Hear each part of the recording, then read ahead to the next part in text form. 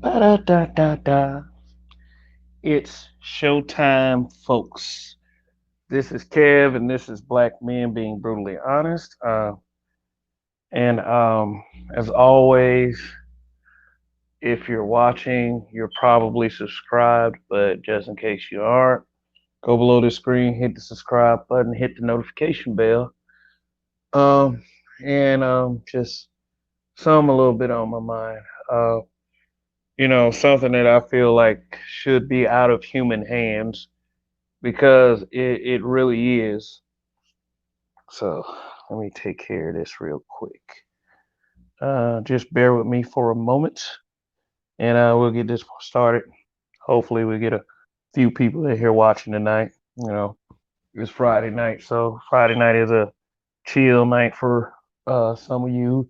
Packing in the clubs with the coronavirus still out there for others. Yeah, sometimes I do ride the downtown streets at night, and on club nights, oh my God. So just one moment.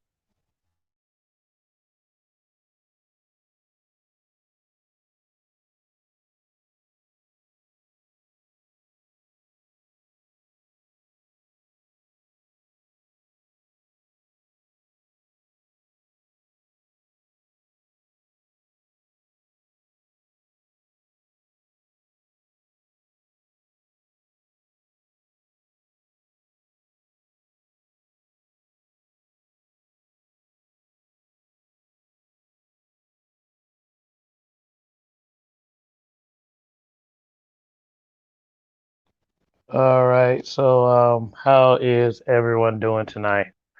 Okay, the title of my broadcast is Alphas and Betas Only Exist in the Animal Kingdom. And this is for the people who love using little smug insults. And it's just and it's also just a little conversation piece because this is what it's all about, correct? You know, I mean, if you guys really would, just sit down and really, you know, listen to what you're talking about, you realize your context is horrible. But anyway, I hope everyone's out there being safe. Let me uh let me see. Oh yeah, Donald Trump has COVID. Uh, I don't know. I wouldn't wish something like that on a human being.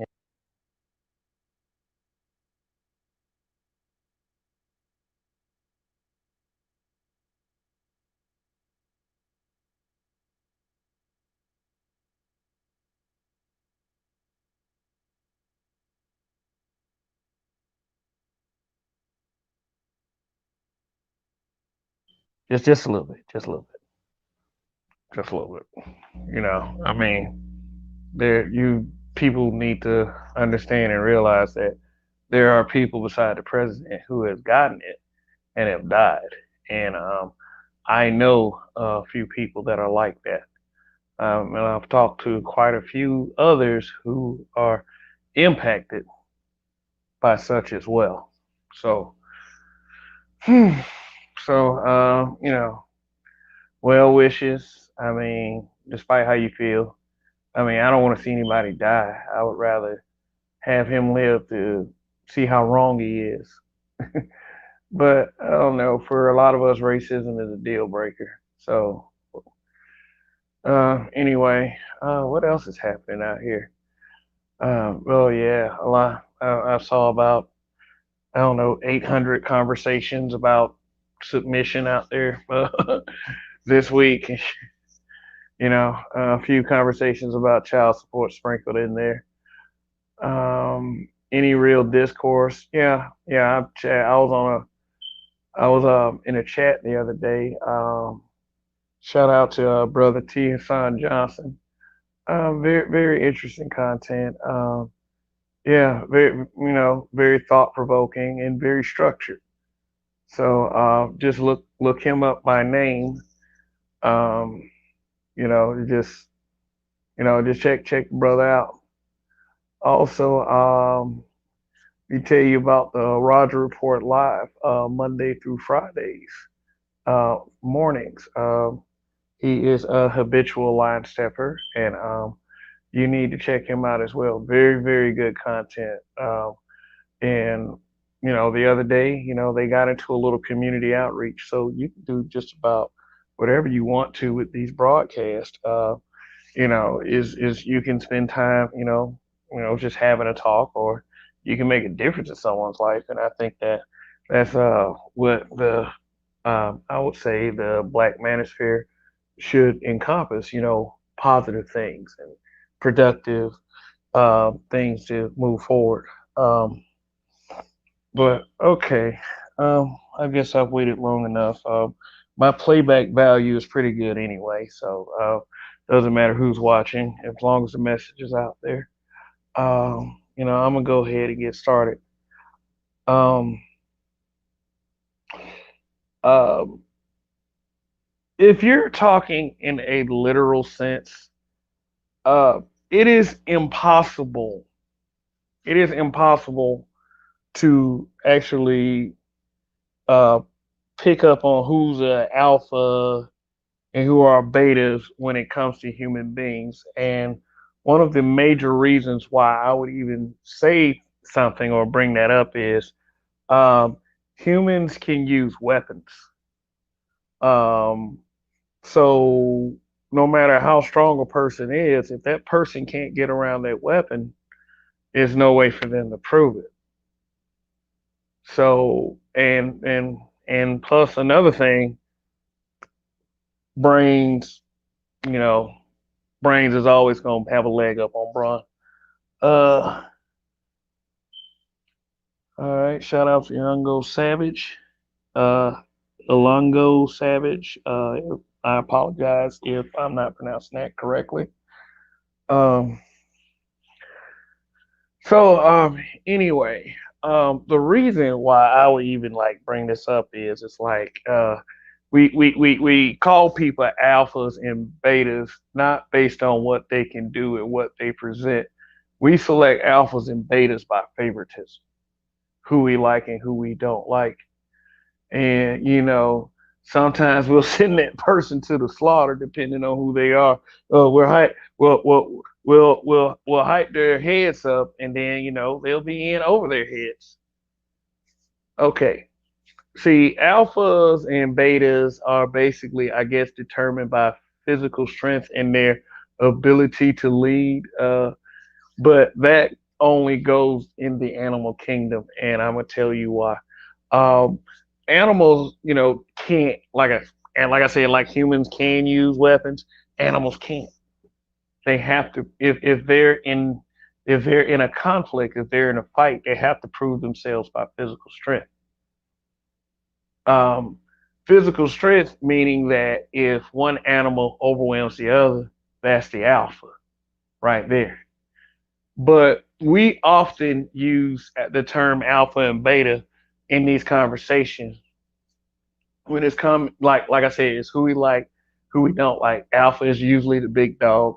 We just use it to describe, excuse me, the men who are I don't know, you see as more manly, more dominant, the smarter guy, the more structured guy, the guy who has the ability to lead. The beta you see as the weak, the broken guy, the broken buck, the the smaller, more frail, more defeated guy. Um, well, I don't know. I'm a smart ass when it comes to certain use of words because if somebody calls me a beta, I would say thank you, and then they'll ask me why, or they'll start, you know, with various laugh emojis like, haha, why are you thanking me for calling you a beta? You're a beta male? I'm like, yeah, that means that any guy is a good chance they have to go through a lot of people before they get to me since I'm the beta. If you ever play Street Fighter, there's Sagat and then there's M. Bison. Sagat's the beta, M. Bison is the alpha. What I mean is this: the beta is the second strongest guy. That means that there's only one guy above him. Meaning that if you're looking at that person supposedly like a beta, that means that you have to go through a bunch of other people to get to that person's level of strength.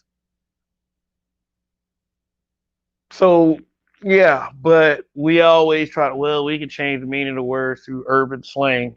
You know, but I just want to be able to sound like I make sense a little bit. Just a little bit.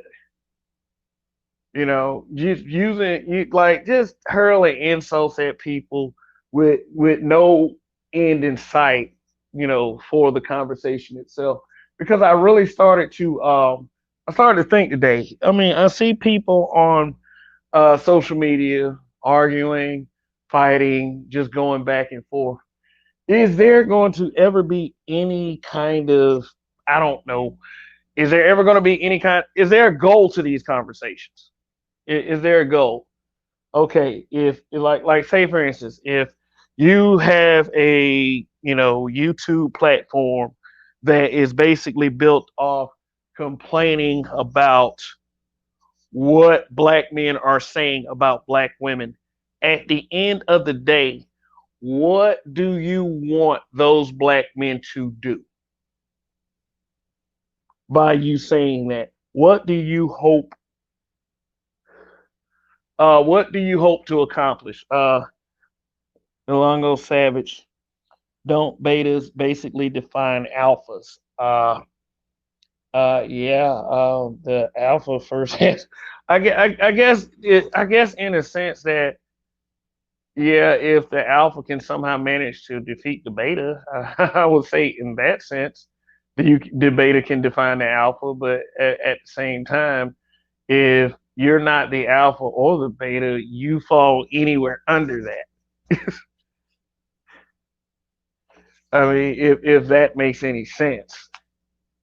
But yeah, yeah, about these conversations. What do you hope to accomplish? I mean, I I see a lot of I see a lot of insults, but I don't see a lot of solutions. Y'all use this whole alpha beta thing, um, like it's a measuring stick, and it's no way to there's no way to really define it when you come amongst humans because you're on a social media platform. Somebody's, and that's where, and that's where the brain part comes in, really. If you can manage to outwit a guy all day, from 3, 4 states away, but if you're not physically in front of them, there's no way to tell, who's the alpha and who's the beta. You can't, like I said, I can't be an alpha because I say I'm an alpha. That is determined by other factors. Just like I can't say that guy is an alpha right there. I mean, that's when I guess you default to words like select, non-select, high value, low value. That would make it more superficial. That would put it more so in the category of human. Alpha, beta, that's animal. It's like a lion. It's like an older lion that's got the pack of all the lionesses, got all the lion cubs running around, and then this bigger, stronger lion shows up and say, "Well, you know what? I'm about to take all your little lionesses. All the kids gonna look up to me. The cubs look up to me, and then the older lion is like, you're gonna have to fight for it. Period. Whatever lion wins takes over that pride and becomes the dominant alpha male. So that's pretty much cut and dry. That's a straightforward path. Now, in these conversations, how can if you believe in the alpha and in the beta part of the conversation when it comes to people speaking on these internet streets, how do you determine who the alpha and who the beta is? Because I think what happens is that we get angrier with the guy who is the better mind we will take the guy who has the lesser mind, say the guy who has the better ability to insult and just get, go lower instead of the guy who's just trying to be a little reasonable. I've seen conversations like that break down. I would probably say the alpha in that situation would probably be the more talented person. Whoever's able to, I guess, in a sense, outwit the other. But still, it really doesn't make sense for me to do that. I would say that you would probably have to make more human terms, and that's just it. We're not animals. We're not human. We're not animals. We're human beings.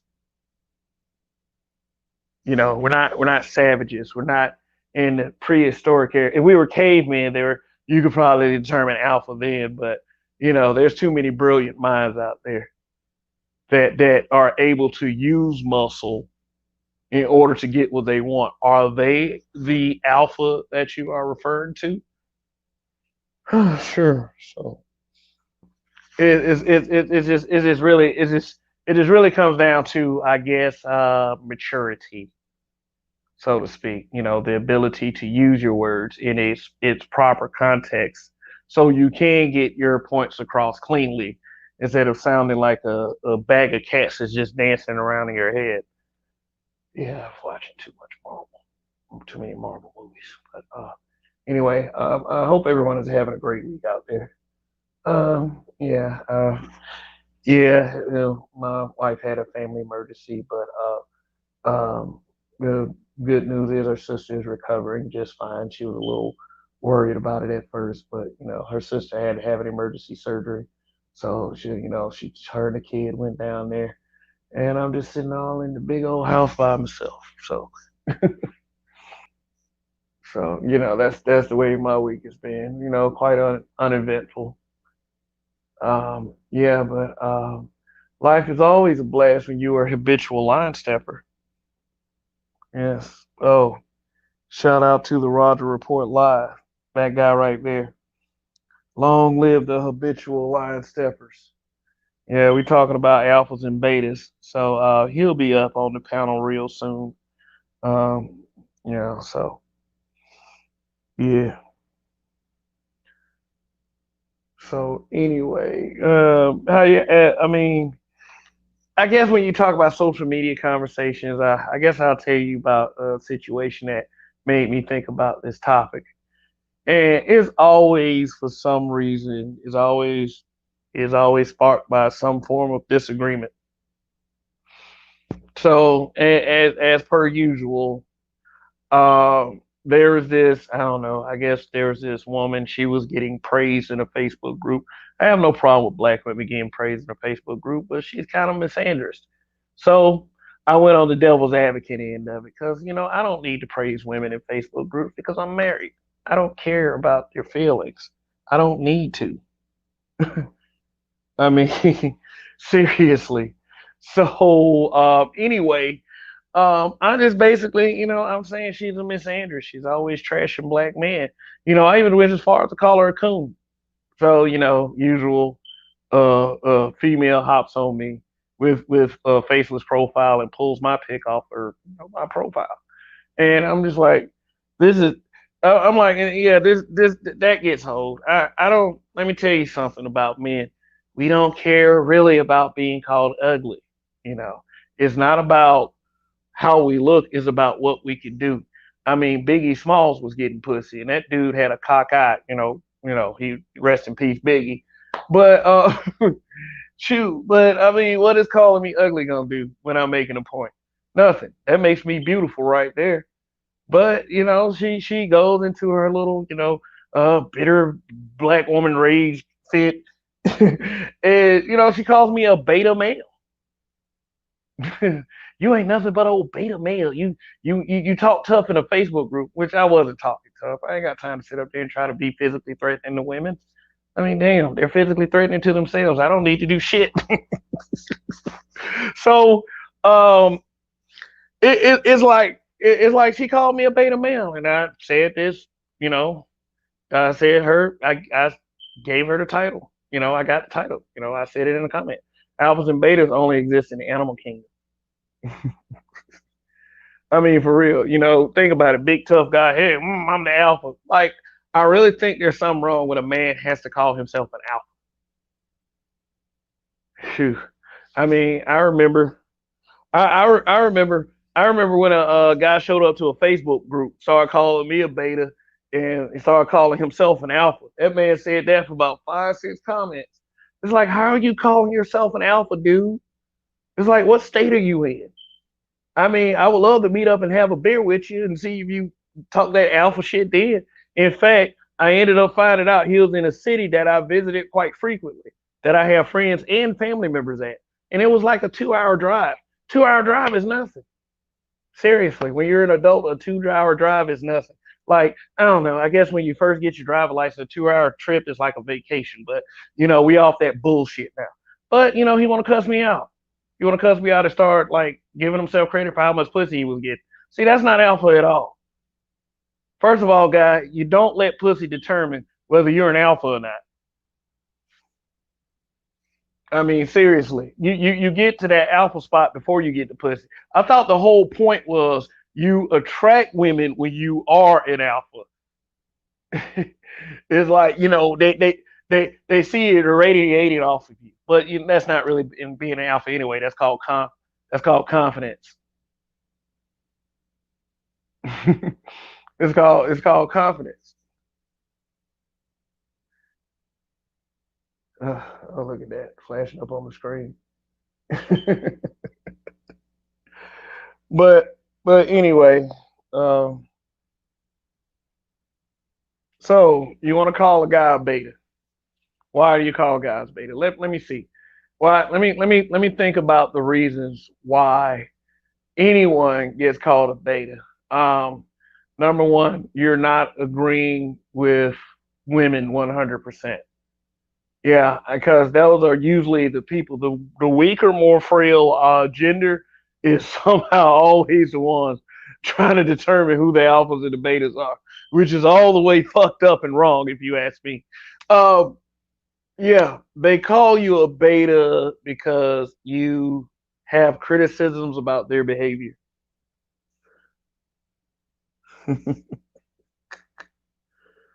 Oh, Blaze Bar. What's going on? Says alphas get tough on the internet. I mean, I wouldn't say that was a true alpha. I wouldn't say that at all. But shout out, thanks for tuning in. Okay, they call you a beta. Yeah, they call you all kinds of other things just because you're not agreeing with them. Let's take it out of the so quote unquote alpha context and let's put it into the one thing that they say that you're always supposed to be, but never is a leader. What do leaders do? In my estimation, leaders are the problem solvers. They're the directors. I mean, in order to be able to solve a problem, you first have to identify what the problem is, and if there is a certain element or a person of a certain gender being a problem, then we're going to have to identify that person as a problem. Now, one thing that I wish that our people would do more is, take it up on an individual case by case basis. You know, is I do understand that if it's commonalities shared within a certain amount of people that do the same stupid ass thing and they're all connected by gender, I do understand that. I do understand that. So, just to say that, I would say one blanket statement: black men are lazy. You can't really, that's not really fair to the black men who work hard, to the black men who are ambitious, to the black men who know how to turn it up professionally. The high value man, so to speak. Handing out rankings. I feel like handing out rankings is ridiculous because anybody can be anything at any time. Just like you don't want it to be like, okay, you don't want to see, you don't want to say, you don't want people to say, and I'm not saying that, per the evidence, but when my boy Roger says black women aren't good people. You don't want him saying something like that. But I'll just leave it at that. If Roger wants to explain that statement, he can break it down better than I can. You know, but you have people out there that think both statements are unfair. And are they justified or are they not justified? Depending on the person. Look what I did there. I just left it up to the individual. But getting back to the beta part, who do y'all call betas?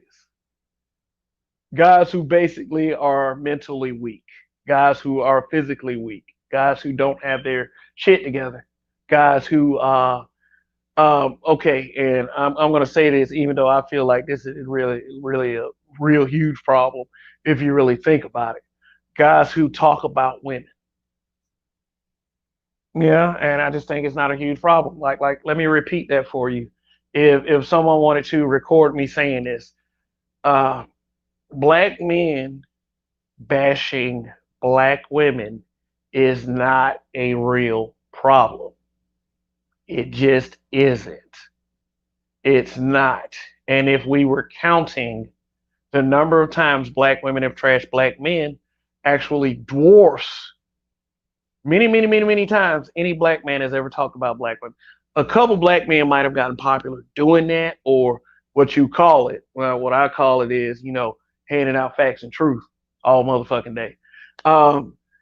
You like even if they did get popular, the number of black women are doing it, it makes the number of black men that are doing it insignificant. But that shows me right there that black men have a lot more power than you guys are willing to give us credit for. Because if we can just say like a couple sentences and mess your mind up like that, that's power. That's the power of influence. I can influence you to like me. I can influence you to dislike me. Period. Believe that. If I say something like, why these women are always wearing blonde hair weave, and you call me a beta male, guess what you didn't do? Answer my damn question. So I win. Period. You can't tell me why. Do you really think that shit looks better on a black woman than it does on the person it's supposed to be for? And don't use that trick. Don't use them people in Australia like they're naturally, and that's not even blonde. That's like sandy and brown. Not that shiny shit y'all do it over here. But do I deserve to be called a beta male just because of that?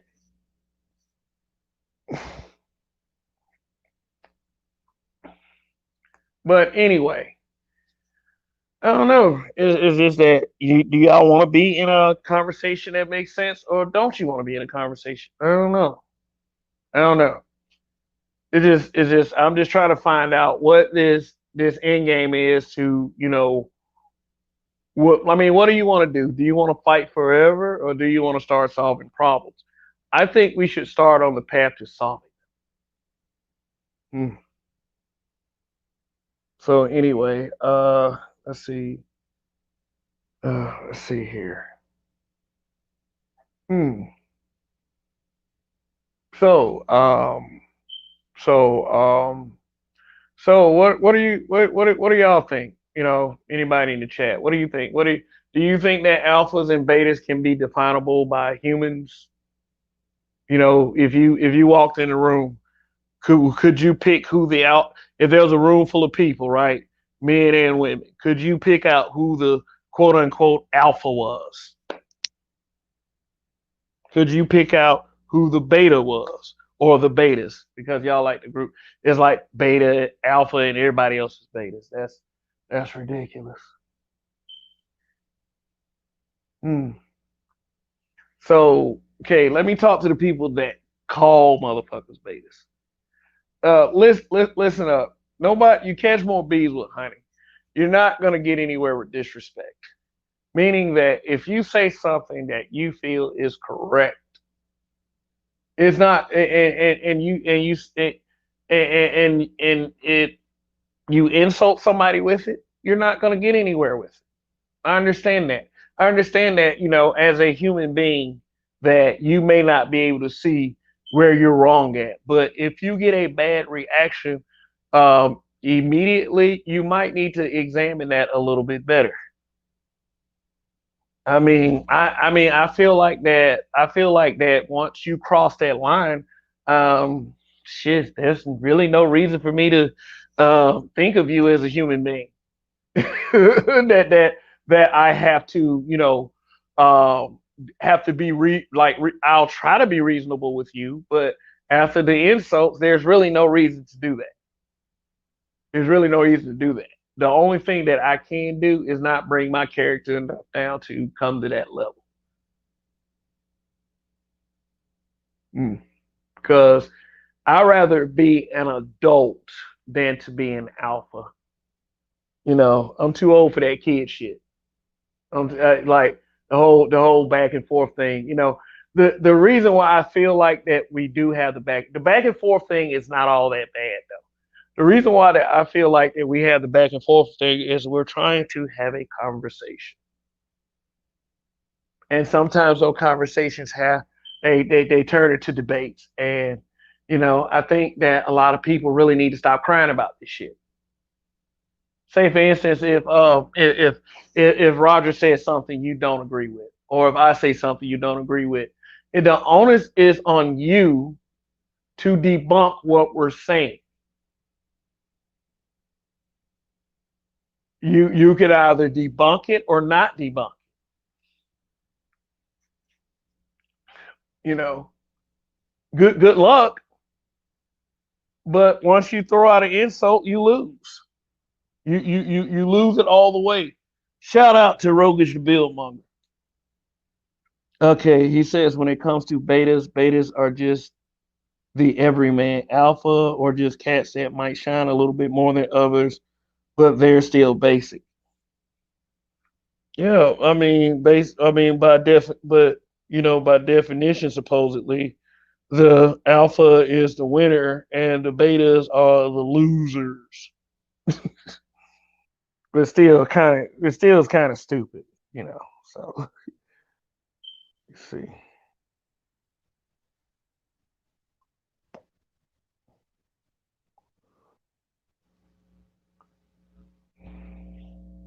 Yeah.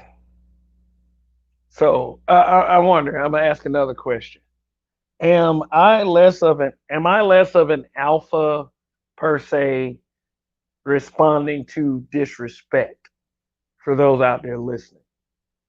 Like responding to disrespect in a way that, I would say if someone says, "Hey, you're beta male," and I respond in a way by saying, I don't know, fuck you. I mean, just on it, not to say that that'll be my first reaction, but just say, am I more beta for that? Am I less alpha? I mean, think about it. Think about it. For the definition that they try to hand you with beta, um, for the definition they try to hand you with beta, should like what should I do to prove that alphaness to that person? Should I just calm it down? Say, hey, I know there's a reason why you're calling me a beta. See, that's what they want you to do. I know there's a reason why you're calling me a beta. I am so sorry that I crossed you or gave you the idea that I have 1.5 balls. You know, I will work on myself. Is that the perfect world scenario for a person like that?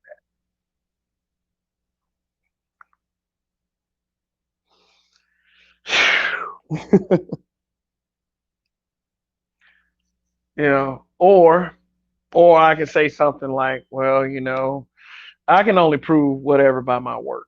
But at the same time, if a person does treat you like that, you don't have anything left to prove to them. So they can basically think what they want. If they think you're alpha or beta, how is that material for real? Unless they're able to somehow reach you and beat your ass. I mean, But people do that alpha beta shit, and motherfuckers be in states, they be in other countries, and I don't know. I don't think really at this point is any reason to take such a thing seriously. It really isn't.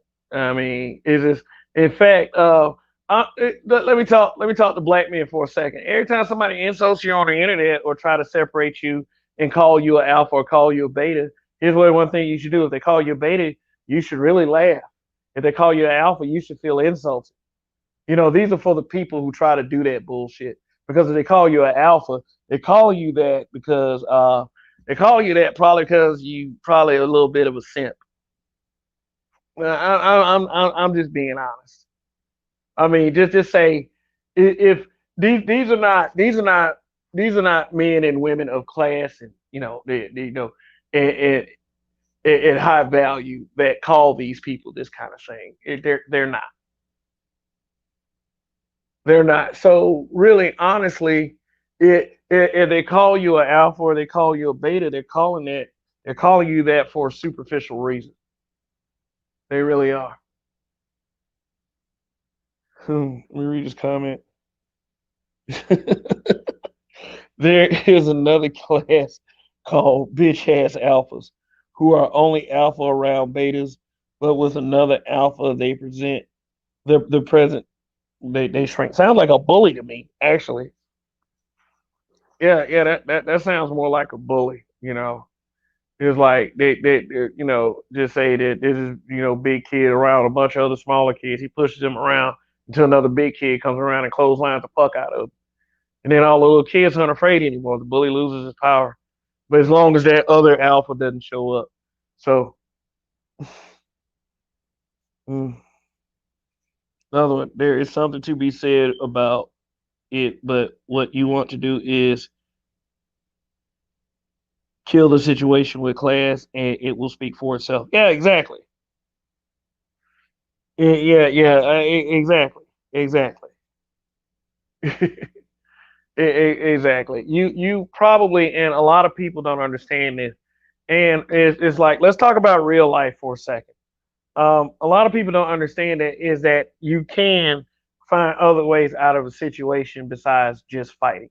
Because when you talk about when the most primitive part about the alpha and beta thing is fighting. And that's why I say it just belongs to animals. Because it's a physical test of strength. Yes, you do better by walking away from a situation unscathed. I mean, no matter if people on the other side start calling you something like call a man a bitch. That to me is like, okay, you just trying to belittle me. I don't like that. But it depending on your situation. I mean, sometimes it's better for you to just say something really sharp back. you know like I heard some. Oh, let me check over there. Okay, that's nothing. That's like I said, big quiet house. But you can always say stuff that cuts back. And at the same time, you have to understand it does it does where they're coming from with their insult, it does come from an insecurity. If you can exploit that insecurity, that'll be way better than beating their ass ever will, because that will always bother them. And I've noticed that as much as like I am a physically strong guy. Right. I'm gonna say something like Roger just said in the comments in the chat. I'm a physically strong guy.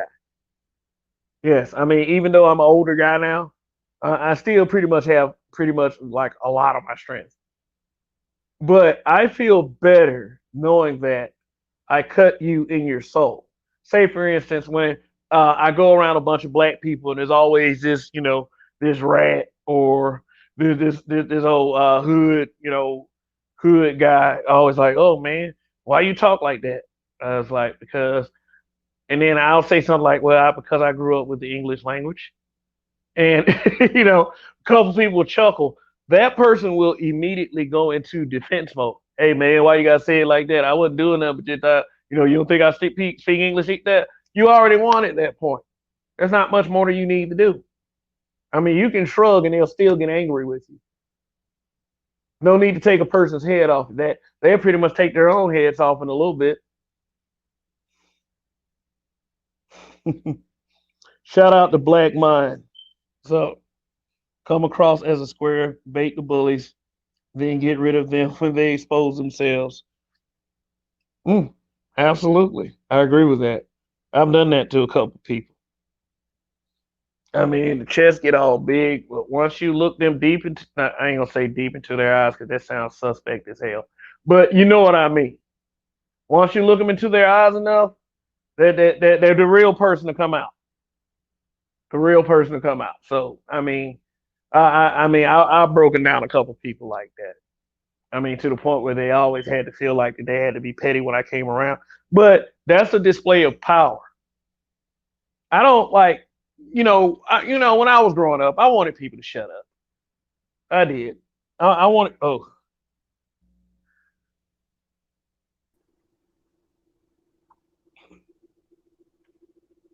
and okay, what's going on, Roger?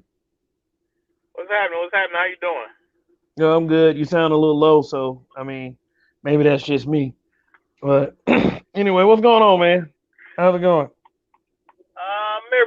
Everything's cool. Everything's cool, man. I'm just out here. Dang it.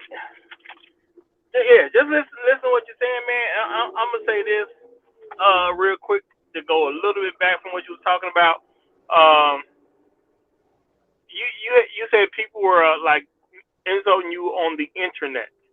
Okay, somebody come in calling you a beta. Okay, I know people do stuff like that. My perception, if you come on the internet calling someone a beta, that's a clear indication that you feel beta. You feel insecure. You feel like you have to prove yourself to some other guy that you don't even know. In the context you're using it, alpha and beta, my thing is, and I said it in your chat, betas get together to call alphas betas. That's how I perceive it. Mm. Betas in this context get together to call alphas betas. Yeah, yeah, they're quite the buddy system. Yeah, because if you were an alpha, you're not gonna get on the internet calling somebody a beta. It's not necessary. There's no reason for it. Mm. But why would anybody call anybody a beta though? Well, in your view. Phone disconnected. Well, a person is trying to do that to prove something to a person. Well, okay. Prove So prove what? What can you prove over the internet though? The bro, only thing that you can prove on the internet is that you're smart. Is nah, that you? it's not about being rational and logical, bro. It's an emotional thing to do. So it's not coming out of a place of logic. It's coming out of a place of emotion. So they're trying to prove that they're somehow more alpha than you. That's an insecurity issue. Shout out to Donnie in the chat. Long live the habitual line steppers. You ain't shit for watching. Go check his channel out. What's good, Donnie? What's good? Long live the habitual line steppers. Mm. Well, the link is in the chat if you want to come up, But Donnie got a lot going on, getting settled into his new life, raising his son, stuff like that. Just doing the man thing. Yeah, you're gonna have to alpha his way through that.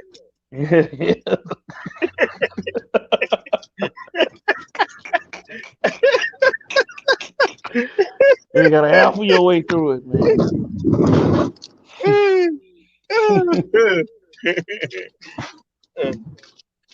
Now.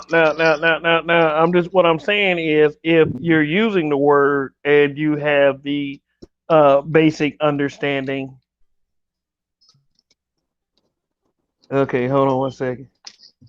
Boom. There we go. What's going on, fellas? What up? And Alpha Dunny has arrived. I'm just trying to get it together, you fellas. You fellas talking real beta right now. Sounds like you're mad. Sounds like you're mad. Nobody has classified you as an alpha. Okay, I was bitten by a werewolf, fellas.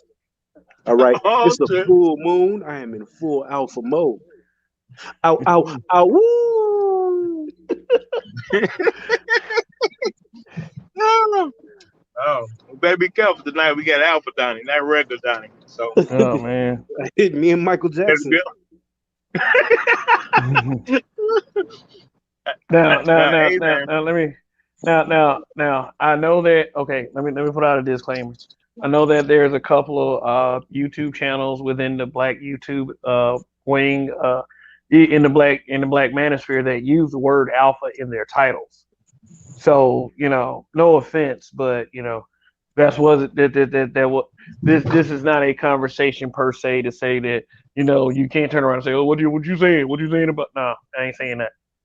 I mean, I wouldn't even think. I just thought about it myself as this broadcast was progressing. I say, oh, there are a couple YouTube channels named Alpha something. So, Yeah, but you know what I'm not. though? Let, I'm let not. me My say this. thing is, Just okay. let, Go for it. let me Shoot. say this just to clear that space real quick. I bet you that they're not on the internet calling people betas. You know, the people with those sounds, I really doubt they're doing it. yeah. So my thing has always been with this whole alpha beta concept is I'm not a goddamn dog. You sound like the jackass when you call it. Well, I'm an alpha and you're a beta. Nigga, I'm a grown ass man. I'll put you on a leash and put you in a kennel. Like you cut that shit out. You're the man or you're not.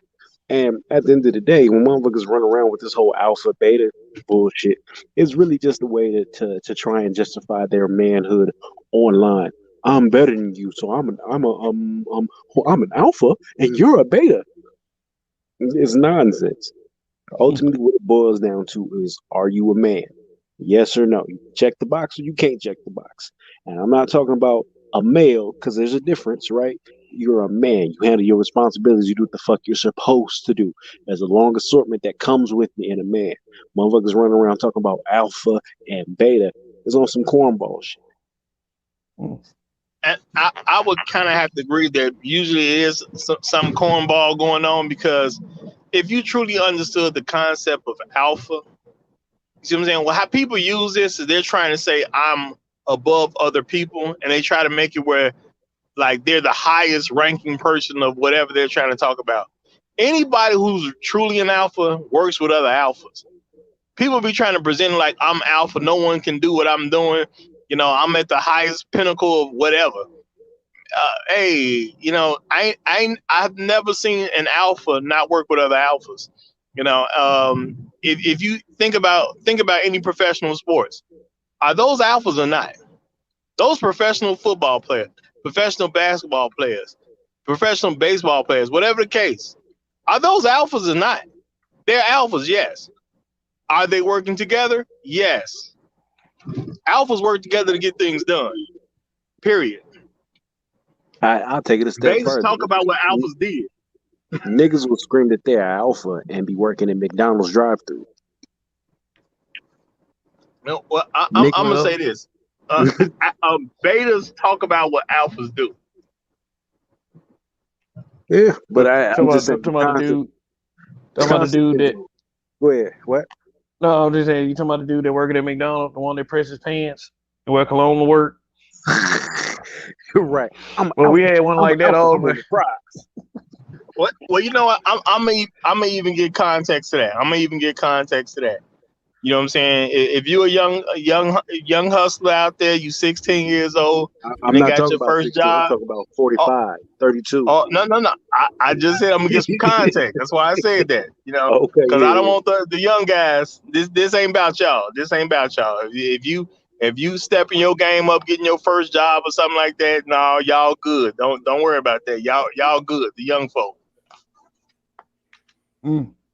Yeah, the nigga who's an alpha is Coco, who just got out of prison, who's 37 and trying to apply at the call center. Oh, for sure. The Please nigga believe. who's an alpha is the nigga who's got to borrow his girl's car and pick her up at 3:30, or she gonna get mad, y'all. All right, let's welcome Roguish to Bill Monger. You have your comment on the screen. Go ahead, explain that, Roguish. I think I'm about to start some, but you go right ahead, sir. Yes, something that Bruce Lee said when people would ask him about fighting. One thing with martial artists, people always tend to test you, and they tend to test your arrogance. That's one of the things that a lot of, if they know that you can handle yourself, they're gonna test to see if there's a certain type of red belt arrogance there. And this is what Bruce Lee would tell people when they ask him, "Hey, can you fight? Are you really good?" And he'll tell them, if I tell you I can fight, you'll think me to be a braggart. But if I say that I can't, you'll know that I'm lying. So I don't have to confirm myself. My work confirms itself. That's the thing. That's the thing with alphas. Alphas understand that the only challenge is really to conquer the self. And in that process of conquering the self, the character tends to grow, it tends to shine, and that's what everybody else sees. They don't see the work put in. And so when the aspect of being an alpha, you're not going to be your mouthpiece. Your work and your essence is going to, what I'm saying, bring forth the mouthpiece from others, just of their acknowledgement. Well stated. That's what I think I tried to say that a little earlier. Before you guys came up, it's like it's never going to be determined by your mouthpiece. Nah. Yeah, That's something yeah, Beta would say, Kev. yeah. Because honestly, if you're an actual alpha, you try to avoid talking down to people. Yeah. Alphas don't try to talk down to people; they try to avoid talking down to people. So that's why you saying anytime somebody comes on to you, come into an internet space or whatever, even if it's happening face to face, if you walk through the door calling somebody a beta, I pretty much know you're not an alpha. That's all the confirmation I need right there. Because you wouldn't have said that to me if you truly thought you were one. Where did Yeah, that So come from anyway, though? I understand that sisters then kind of picked it white up. folks. It came from, okay. White folks. The earliest I remember hearing it is from, and it could have been further than this, but from the PUA community, the little pickup artists, Okay. and they was running with that alpha and beta shit. But as far as I know, that's some cornball shit. So yeah, but this is a whole bastardized version of it and everything because alpha really leans more toward the person who understands the most about a particular situation. That's why I say what I'm saying all the time. Alphas work together to get things done. Now, let's say it's okay. It's four of us here. Let's say we're going to let's say we're gonna move somebody, right? We finna move somebody. Right. Okay, so we walk into a home, and I try to use moving as an example because it's something easy everybody should be able to understand, right? Okay, so we go to a home, we see we see the locations of where we know the addresses of where we gotta get something to and to and from. Okay, the person who understands the most about traveling, he's gonna decide the route. That's the alpha in that situation. The Right. person who has moving experience is going to decide who's going to do what and who's going to put what where because he's the alpha in that experience. Alphas understand how to be led and alphas understand how to lead. Only people that are good followers and good leaders can even be an alpha. And most guys don't even understand that because they think being an alpha means you don't follow. Stupid people don't follow. Alphas follow when it's the right time Right. because alphas want to learn different things. They want to get more experience in different things. But while gaining experience in different things, they still want efficiency. So you let the person with the most experience take the lead role in whatever the situation is. Right.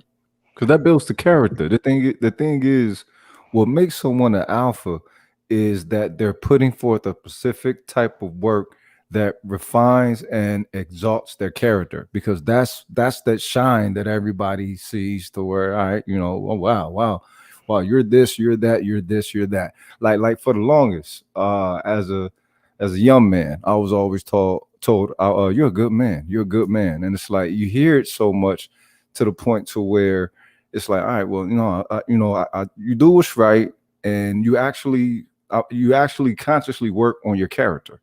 You know what I mean? Like you put forth an effort of excellence, and it's not necessarily an excellence to where you're trying to project some form of ego. But that's how a lot of cats do it. Like you said, the pickup artist community is, a lot of them, they think it's confidence. It's like, no, you're creating a falsified tool of an ego. But I'll tell you, people are only as alpha as you're gonna be in a room full of your favorite puppies. That was pretty deep. I like that. You know what I mean? Like think about what your favorite puppy is, and now think about being in a room of your favorite puppies. How hard is your ass finna be in there? Be hard. I'm hard. I'm a werewolf. You're in a room full of blue and full of blue pitbull puppies. I'm a good. Y'all put me in a good place emotionally. Fucking doggies. Okay, I'm the alpha. You go in the corner. Oh, you go in the corner. Yeah. You know what I'm saying? And the thing is it's more. That's what it is. You're looking to show up in your best, and you're looking to enhance the situation altogether, and not just for personal glory, but mainly due to principle. And not everyone moves off of principle. And when you have those who do move off of principle, it becomes habit. And the thing is, enriching things occur, righteousness occurs. That does something to a person's resonance. That does something to a person's, energy and spiritual aura. And people feel you entering the room before you enter the room, or once you enter the room, all eyes is on you because you carry a certain kind of presence. Now, let me say this, because it's an example I like to use. Who is the alpha? All right, back when the Bulls was winning 6 championships, right? Right. You had a coach who runs the team, right? He runs the team. Dennis Rodman was the alpha, sir. No, okay, but here what I'm saying. Well, this Rod wasn't even there for all 6. He wasn't there for all 6. He was only there for 3. But dig this here, right? You got a coach that runs the team, right? Right. Michael Jordan was the person we depended on the most for scoring, right? Right. But Scottie Pippen would stick the most lethal person on the offensive end in most cases under the coach's direction, right? Right. But they use an offense that the coach didn't even come up with. They use an assistant coach offense called the triangle offense. Who's the alpha? But that will make Phil. He's the one that's orchestrating the structure. Phil could even run his own game plan. He used his assistant's coach game plan. Yeah. Yeah, I mean, I'm gonna make paychecks, but go ahead. Well, see, my point is, alphas actually work together. Alphas is not about trying to figure out who is the absolute top of all people. Right. Alphas work together. Mike was the best offensively, so he got more offensive assignments. Now, Mike was a great defensive player, but Scottie Pippen was longer. So they use his defensive prowess to slow down the other team down to not wear down Michael Jordan when he's on offense. Right. That's all that really was. Mike was still a great defensive player, but they wanted him to have more energy. Now, Phil Jackson could run the overall picture on how to get things done, but the offense had to run the triangle offense to make sure they were always going to be in championship contention. That's called alphas working together. Everyone did what they were supposed to do best in the best way that it benefited everybody. Those are alphas, people who work together to get things done. Other people try to figure out and pick out, well, no, he's the alpha, he's that. No, you a bunch of betas trying to figure things out because y'all gonna be talking about what these alphas did. See, betas talk about what alphas do. Yeah, I would say the respect to alpha is the end is what's best for the group, or the team per se, as Roger was explaining. So I totally agree with that. And also, let me point this out real quick. Yes, I'm going to try to be as interactive with the comments in the chat from now on, because I see Black Mind down here dropping some straight knowledge. So shout out to Black Mind. Shout out to Black Mind. So if he is he's basically explaining the alpha and the beta, and I put his comments in order so they'll flash up on the screen so people can read them once I realized what he was doing. So for all of y'all viewing out there, you drop some comments like that, I will put them on the screen, to make these more interactive between, the chat and the panel. Also, tune into my broadcast tomorrow evening. Try to go on much earlier than this. Hopefully, that broadcast is entitled "They Only Call You Broke When You're Right." We're gonna talk about shaming language tomorrow. So, just to put that out there. So let's get back to the conversation. You know what? The funny thing is not that, sisters. You said a sister or a woman said that to you. But the funny thing is, with sisters, calling brothers alphas, I mean calling brothers betas, like a slur. And the reality is, most of them can't deal under an alpha. You'll call somebody a beta, you know what I'm saying, to try to hurt their pride or whatever. But if he was an alpha, you wouldn't be able to take lead. You wouldn't be able to take his leadership, to take his guidance. Wouldn't be able to naturally yield under his direction as you're supposed to. So it's like what I think what it is with them. I think there has been a cultural shift, a social condition cultural shift based from their perspective of So manhood altogether. it's called feminism. Yeah. It's basically what it's called. It's called feminism.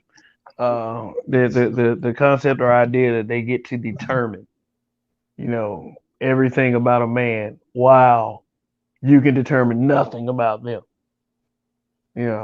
Part of being an alpha is being a leader.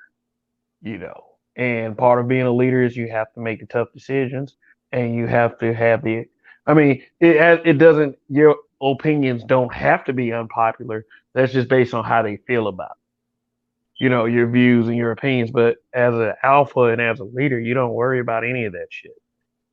So if they shitting on you and they can't really tell you what the problem is, then really they're in no position to tell you any of that. They're in no position to tell you whether you're alpha or beta.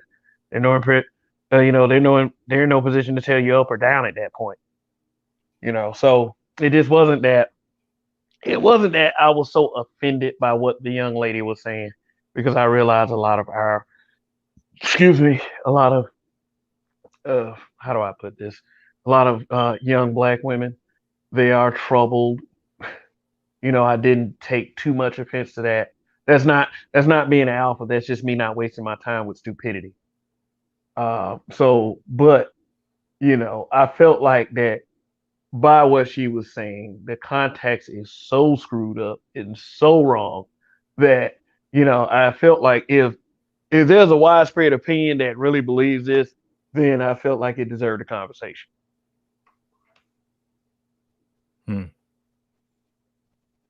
Well, I mean, let's just keep it real. A lot of women give out useless opinions that don't mean anything. They're just trying to gain some mental advantage over a man's mind, because they just think they can when it comes to society. There's a lot of women that just say a whole bunch of nonsense that really don't mean nothing. And I'm not saying that to sound sexist or anything like that. I'm just saying it because it's true. It's a lot of women in our community that go around hurling insults to try to hurt some guy's feelings because they think you're supposed to care that much. Well, their conditioning is for everyone to think just like them, so they think whatever is going to hurt them is going to hurt you as well. For instance, calling a man ugly, like I explained. I think I explained earlier that men aren't. Oh yeah, that men aren't really hurt by calling them ugly. you know, you know what I'm saying. So the conditioning, yeah, which does include feminism, has them believing that they have this ultimate power, that words will break a man down. Like you see it all the time in various forms of the media. Men being like, they become physically terrified of women. That like if like, I give you an example, and this may be a bad example, but when the character is being told, your mama on the phone, she wondering why you didn't call her, and then the dude's like, oh my god, she gonna kill me. I think women think of themselves as that. as a terrifying person that can kill someone with words. Absolutely, bro. That's a good way to explain it because they will try that. And for those who don't know, my mama can't do nothing to me. My mama already, my mama already know what her place is. You know what I'm saying? When years and years ago, I checked my mama when she started talking a little too crazy. She forgot I was an adult. Point blank, period. So I let her know her place right away. You know what I'm saying? So yeah, my mama ain't finna get out of pocket with me. Cause at the end of the day, I'm grown now. I'm a man, she's a woman. So You know, she don't even get to lead me like that because she's my mother. She can make suggestions to me. She can give me some advice. I'll determine if it's worth taking or not. But she really can't make me do nothing because all she can do is give me a suggestion. That's it. That's all she can really do. And she knows it's going to be accepted as nothing more than a suggestion. If I'm around her and something has to be done, I'm pretty much going to determine what needs to be done anyway because I'm the man. yeah. My mom thinks something like that to the effect, today what I'm gonna do with those big old rusty niggas not like, like what am I gonna do with them not? Seriously. like, and then I mean, and then once I'm out the house, or even with me, once I got to a certain age, I was like, well, mom, it's pretty much out of your hands right now. Seriously, and she respects that. Well, yeah, basically, once you become a man, you leave your mother and your father's household. You are effectively, all points, purposes, you are a man. So you're the leader. You're you have to manifest your own destiny at that point, right? So it comes a time when you get around your parents, and your father's a man, so he's going to guide himself. He's going to guide his household the way he wants to guide it. Your mother, on the other hand, she's still in a woman's place. So she can give you great, wonderful advice, I'm sure, because she's probably aged, she's seen a lot. But ultimately, at the end of the day, you have to pick through and decipher whether you're going to take your mother's advice or not. You're a man. Your mother can't come in the house and say, "Well, you got to do this." If you're, I guess what you would be a beta at that point. You'd No, be a no. man. They used to have a word. They used to have a word for that. Mama's boy. Mama's boy. Yeah. There's a lot of dudes out here who are mama's boy. They get in a relationship and their mama will ruin their relationship. As a grown ass man, their mama will ruin their relationship because they can't stand up to their mama. They got to take their mama's advice. Well, I, my mama said I should be doing this. Well, you a grown ass man. What you gonna do? Well, but it's my mama. All right, okay. Well, I'll accept the term beta for those niggas, but for the most part, those niggas are not men. Those niggas are mama's boys, still on the team. But like Roger said, his mama can give him some good advice, I'm sure. But at the end of the day, he's going to be the one leading. He's going to take the advice into consideration. He's going to make the moves he needs to make, as any man should. Mm. Okay, that's great, Donnie. Yeah, that's some real shit. Seriously. Well, Like, hey, honestly, if you look at it, it's a lot of niggas out here who are still mama's boys, who are still in the mama boy position. When Roger said that, a light bulb went off. It's not a lot of niggas who you will hear tell their mama no if their mama giving them hey, listen, you need to do such and such. I think you should do this, that, and the third. No, I'm a grown ass man, mama. I love you. Your advice is great, but I'm a grown ass man. How many times do you hear that? Mama knows best. But do what your mama say.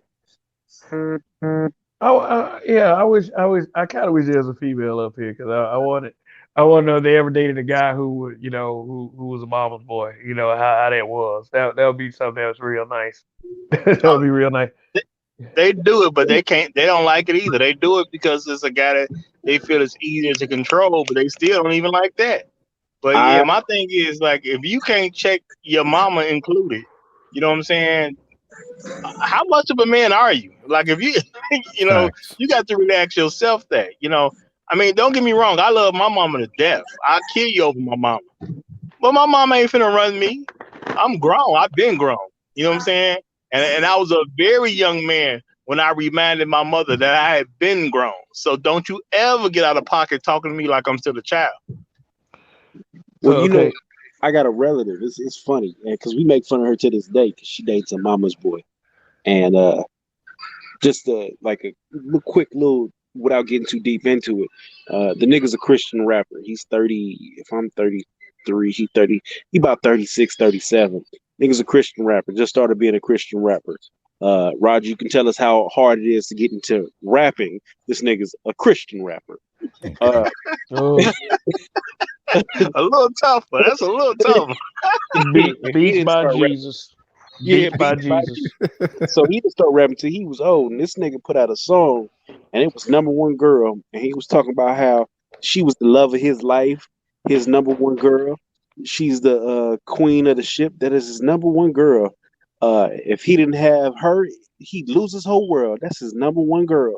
Oh, And man. we're like, oh, okay, this nigga's talking. He's talking real crazy. Okay, he really loves our cousin. Cool. Nigga was talking about his mama. Oh. Nigga was talking about his mama. Flag on the play. And Flag we on all the play. looked at her Oh. and was like, nigga, this is your husband? This is your husband? He in the after credits of the song, yeah, mama, you know I love you. You held me down. Nigga, what? Oh. I grew up in church. Jesus never said that. Oh, God. Ugh. Man, And you can see it interacts with him. I think he really just now broke away from his mama, but it for years you can see in their interactions. If mama says something, it had to be done. And mama, I think mama got on his phone with his wife and said some real foul, disrespectful shit. And instead of coming to his wife's defense, he was like, "Well, what did you do to anger her?"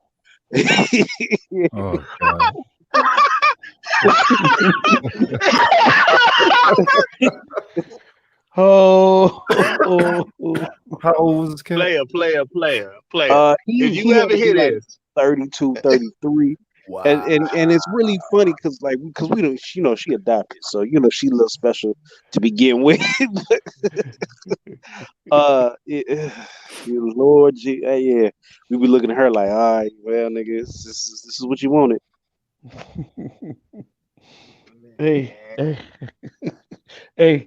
man. Black Mind. He brings up something that can shift this conversation a little bit. He said, "Has any of us noticed that women call themselves alpha when they do what normal men do by necessity, and they turn and use that title to justify eliminating men that are similar to them?" well, I've actually heard some women use the term alphas. I don't really pay attention much to those women because they're not really worth paying attention to. Because you're telling me already you're trying to be a man, and any woman that wants to be a man, you basically gay. You know what I'm saying? So I'm not interested in lesbians because lesbians don't deal with men. Well, the thing is, like I've heard that shit before. Like, I've heard women call themselves alpha women, and it's like, no such thing. No such thing, because in the aspect of alphaness, from a woman's perspective, they're perceiving strength. And in the aspect of that, it's like, okay, well, what type of strength do you have as an alpha woman that's feminine? Where is the femininity within your alphaness? And a lot of times it's just a bunch of aggression, you know what I'm saying, unacknowledged feminist perspectives of engagement. And and that's what it all leads to. So it's like nah, let's think of another word for you. Just like, like I'll tell a dyke chick, stud. You're not a stud. A stud is a male horse. Once you give a different word for the female horse, you know what I'm saying? If you're just going to be an aggressive female horse or something, don't just try to take over a man's perspective of things. No. Create and get creative and find your own inner strength. That's what being an alpha is all about. It's one's inner strength that they work upon. I mean, then they're alpha, and then they're alpha till they getting themselves in some kind of trouble, and then they're womans. Oh, after that. there you go. Wham. Damn, you made me forget what I was gonna say. Well, see, there's this whole thing about feminists don't believe women are valuable. We got to always keep that in mind. Yeah. Therefore, they're always trying to be a man. That's why a feminist is useless, because it's a woman that's attempting to be a man. And that's, what's the point of having a woman who's attempting to be a man? That's a useless woman at that point. All right, fellas, I gotta get off and handle some daddy duty. So I'm gonna holler at y'all later. Word. Respect, brother. Thanks for Yeah, have a good night. dropping by, Donnie. What did you mean to say? Your baby is alpha in his way through it?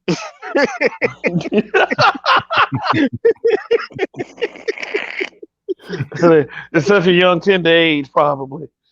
That is the offspring. That is the offspring of a habitual line stepper.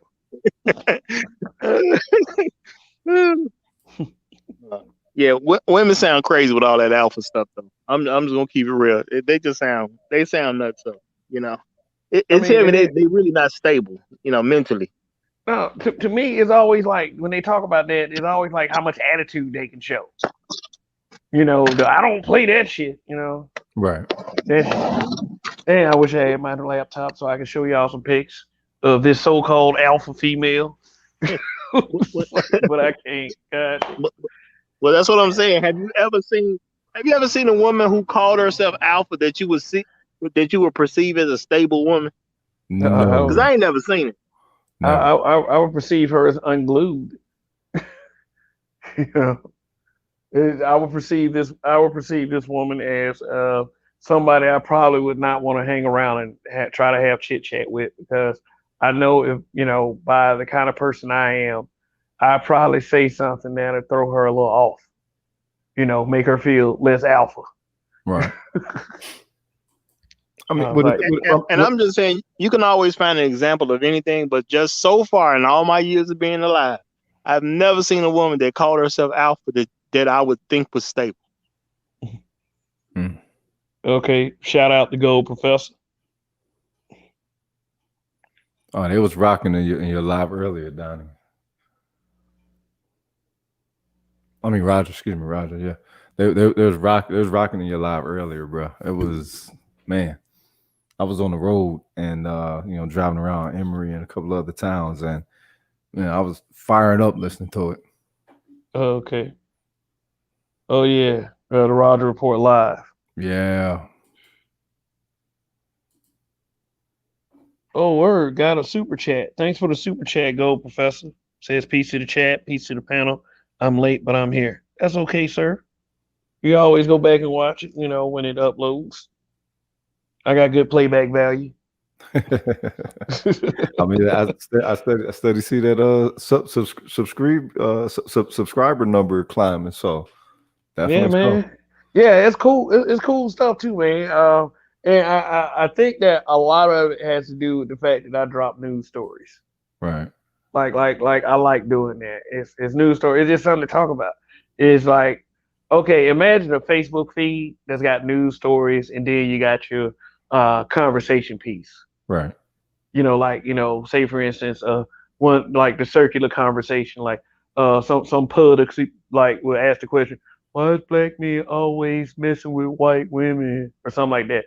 But one thing I wish is people would concentrate on like the news stories and current events and things that are happening in our community, and that's what I do. So I get subs that way, and I mean it's helped me grow pretty good. Pre-recorded content. For real. That's where it's at. Oh, like these broadcasts are great, and they're interested, and they're think pieces that need to be had, and that's the beautiful thing about the Black Manosphere, by the way. Mm-hmm. So back to the conversation before we get too far off. but again, Gold Professor, thanks for the super chat. So in the aspect of beta, right? Okay, so you got alpha, and how big is the gap between the alpha and a beta? Because personally, I've always thought it was just a certain type of resonance down, but not too far, because you got some beta cats with alpha potential. It just could be circumstantial. You know what I'm saying? Is there a gradient of measurement for it? I would say that it would probably be it's probably anywhere from a small difference to not even in the same dimension for the Right. alpha and the beta. Right. But with the beta and everyone else, that could be anywhere too. Anybody below the beta is below the beta, definitely below the alpha. Right. Yeah, but people don't use it in that sense. What they try to do is they put alphas in this small group and they put betas in this big group. Yeah. Which, you know, my homie out here, he calls he don't say beta males. He calls them delta males. that would that would sound so much better. Oh Seriously. yeah, he said, yeah, man. There's a rise of the delta males coming, bro. You know, so you know, right here in Dallas, for some reason, they've really taken strong to the whole, you know, what I'm saying, sagging your pants culture, like out here, and it's ridiculous to the point to where, you know, they're basically just standing there, you know, with your ass out, and it's not even sagging no more. You look like you're going to take off your pants, and just standing there, you know, just completely idiotic in the aspect of how Don't Be a Menace used to parody it. It's Yeah. it's no longer a parody. They are Yeah. actually busting a sag to that degree. Man, like with the whole, like let me put it like this. You're right. It's not even sagging anymore. You literally looking at some dude putting his ass out there on display Yeah, in his drawers. yeah. Like sagging was kind of like you could probably see the underwear band. It was the band. It was always the band. And that was only because you didn't have a belt. That was it. You wasn't And then these dudes wear their jeans so skinny to the point where they can't even pull up their pants anymore. I saw a dude today. I was getting some street tacos at this one famous place out here, and he had this phone that kept falling out his pocket, and he had on some skinny jeans, sagging the skinny jeans. And I told him, like, hey man, if you pull them shits up on your waist, your back pocket will do what it's supposed to do. It ain't supposed to be on your back thigh, man. You know what I'm saying? Your phone gonna keep falling out the pocket because the pocket ain't where it's supposed to be. Man, I seen a dude one day, and this was years ago before they got really skinny with it. Yeah. Dude was steadily just holding his pants up. He was switching in the back, pulling it up, then switching to the front, pulling it up again, switching to the back, all so I simultaneously walking. And Wow. and then I wanted to scream out the window, "Get a goddamn belt!" Like, you know. They make you feel old, dog. And it's like, nah, wait a minute. I'm not gonna feel old behind this shit. This is just basic logic, right? Man, This ain't mature. This is not a mature stance. no, it's not. This has nothing to do with being, you know what I'm saying, seasoned. No. This is just basic logic. You know, I would think the same thing at 21, at 22, at 23, even though it's 20 years later. You know, it's like, all right, man, okay, so all y'all are hard, all y'all, you know, fake ass thugs or whatever, all y'all, you know, doing dirt, or, you know, say that they're doing some kind of dirt. What's the practicality in always, and you see them do it with basketball shorts, you know what I'm saying, hooping shorts, the same thing, walking around holding an elastic band that you're purposefully sagging that also has a drawstring with it, but you're holding them up with your hand as if you have to. I mean, it's hold up. Cause Sorry, it's so idiotic, and you know, one, I just get so frustrated behind the stupidity behind it, you know, and any one of them that want to try to talk, like, look, man, I don't talk to nobody, you know, inside their pants like that, bro. No, I can't say that. Get emotional immediately. Immediately, in the words of Bernie Mac. Immediately, in the words of Dollar Bill. I mean, I'm like, I say, bro, and that's like I say, bro, if you fall, we'll see your underwear flap, man. I don't want to see that. Like, dude, please. Man, shut up, old man. Shut up, man. You don't. All right, man. You don't know. I remember I had a conversation with one of them, like, look, man, and I'm you know, you say this shit come from prison, whatever, because they can't take it back to, you know, when they used to castrate brothers or whatever. And you know, so they hear, okay, yeah, you know where it come from. Yeah, we know it come from prison, but it's different now. Oh, is it? What's different about it? People always try to redefine shit, man. Stop. Redefine idiotic shit. Yeah. Now that's Delta. That's That's a Delta meal. that's the mega Delta meal right there. I mean, we think about it, you know, it's bitch made in every way. If you think about it, the way that they respond, the way that they interact. For some reason, niggas is on some cute shit now, like purposefully trying to, you know what I'm saying, establish some kind of cuteness. It's like, wait a minute, bruh. Back in the day, you were just trying to get yourself together. What happened to being sharp? You know, yeah, man. What happened to being clean? Just clean. Being clean, bro. Nah, motherfuckers are college. Clean, bro. And it's like, damn, man, your daddy was really gone, huh? It's bizarre, man. It's bizarre. And it's not going. It's not going to get better.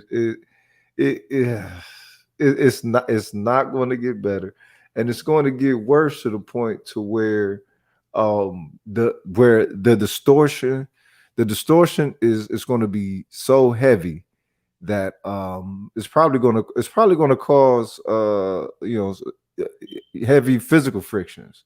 You know what I mean? Because people, I don't know. As a black man, I'm tired of seeing it, and you walk and you see these cats and like, damn, man, you put your head down, you're in your phone, you're sagging your pants, you're dirty, you know, but you walking around with this, you know what I'm saying, OG Bobby Johnson, you know what I'm saying, X type of stilo to you. And it's like, dude, you ain't earned none of that. You ain't earned none of that. Based off of what? You know, they walk around rapping, singing the same songs in the same manner. You know, you see them same mannerism, and they always got to shoot somewhere. It's always the air pistols, cuz the air pistol is always out and just pointing, and it's like it's such a facade. It's those sagging skinny jeans, man. But listen, welcome to the panel, Edward Anderson. What's going on? Peace out. Yeah, what's up? What's up on time? Appreciate being a part of it. He called me on time. No, I'm roguish, cuz this is build monger, dog. Oh. And you try to be polite. How you been, bro? No, I'm doing all right. I mean, what I'll add to this conversation really quick, you know, without coming off the gate being long-winded, is one of the things that's been my biggest pet peeve is how black people is just niggerize the word swagger.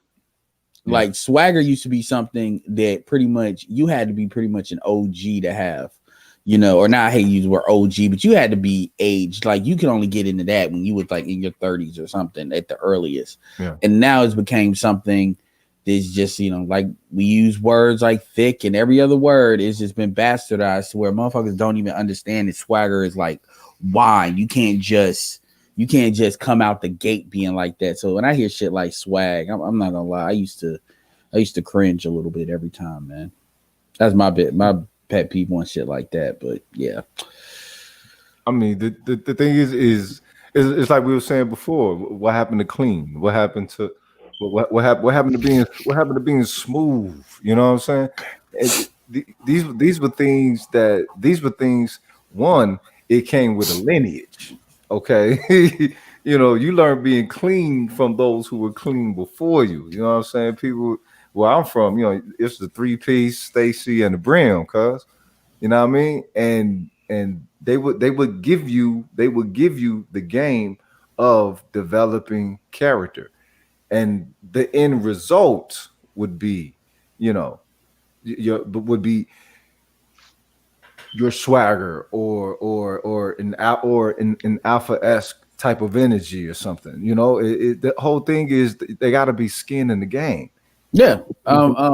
those things represent stability. And even you know, for all of the niggas that want to act like money doesn't matter, okay, this is the one time that I'm gonna actually take money out of it, because we know as black people, money has always been something where, you know, it comes and goes for, you know, the vast majority. But one thing back in the day, wearing a suit and stuff like that, or being clean, being sharp, being neat, even if you didn't have a lot of money, was a representation of a standard, of a focus, of character. And it's amazing how people love to talk that bullshit. Let's be absolutely clear here. Black people have never had less character, I would argue, at any time since we've been on this fucking continent, including slavery, as they are today.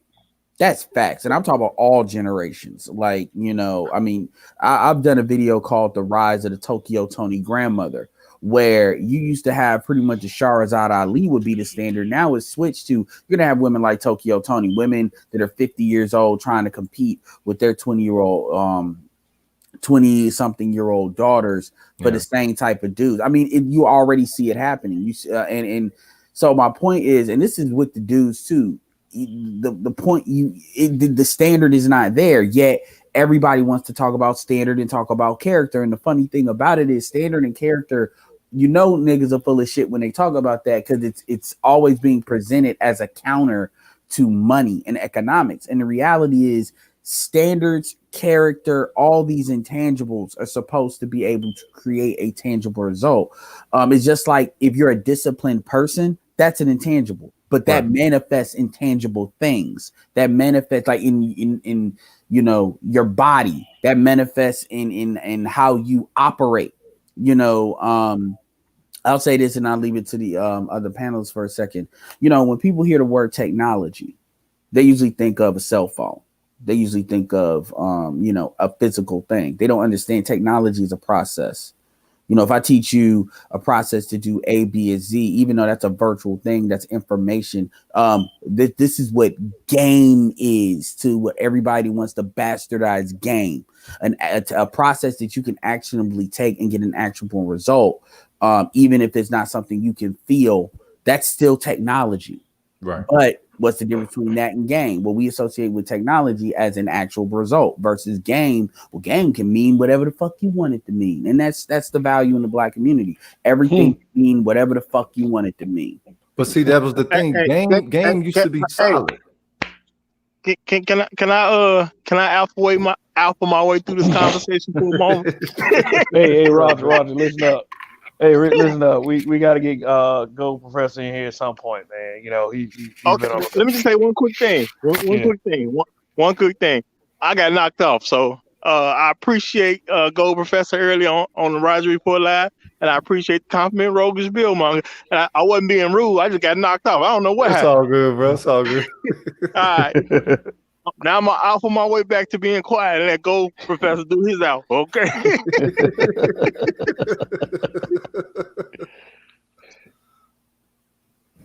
Nigga, I'm alpha. Nigga, you broke. Fuck you, nigga. Go ahead, Gold Professor. Go ahead, Gold Professor, you there? Yeah, I'm here. I'm not sure. Maybe I was listening in. I'm trying to catch up to where we are in the discussion. So perhaps you guys can bring me up to speed. Oh yeah, I just jump in and say whatever the fuck I want to say, and you know, if it lands, it lands. If it doesn't, oh well. No, because that would be alpha his way through all conversations. No, but I mean, you do bring up a good point though. The intangible things are supposed to bring about something tangible that we all can tell. And my whole thing is just this whole notion of everybody wants to call themselves an alpha in a context of I'm better than other people. There's nothing more beta than that going on right now. That's Ooh, I got a new term, and I see I probably won't be able to use this on YouTube because I fuck with my monetization, but I'd say, you know, the game porn series. How niggas talk about game just to talk about game. Just because they call that, when it comes self-improvement porn, it gets to the point where you're just looking at the shit just to be looking at the shit, but you're not, procrastination has you. It's the same thing with game. But yeah, man, I'm not even gonna lie. Speaking of the alpha shit, I came across this is how hustling black folks is, and Roger knows about this because he's in my Telegram group.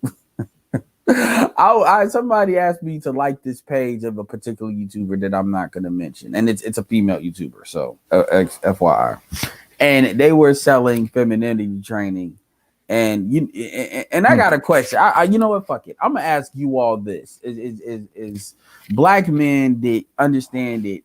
Probably femininity training would buck the men. Femininity training will help women as far as their quality of life. How much do you think that would be worth? How much do you think somebody should charge for that? I want to ask you before I tell you what they would charge you.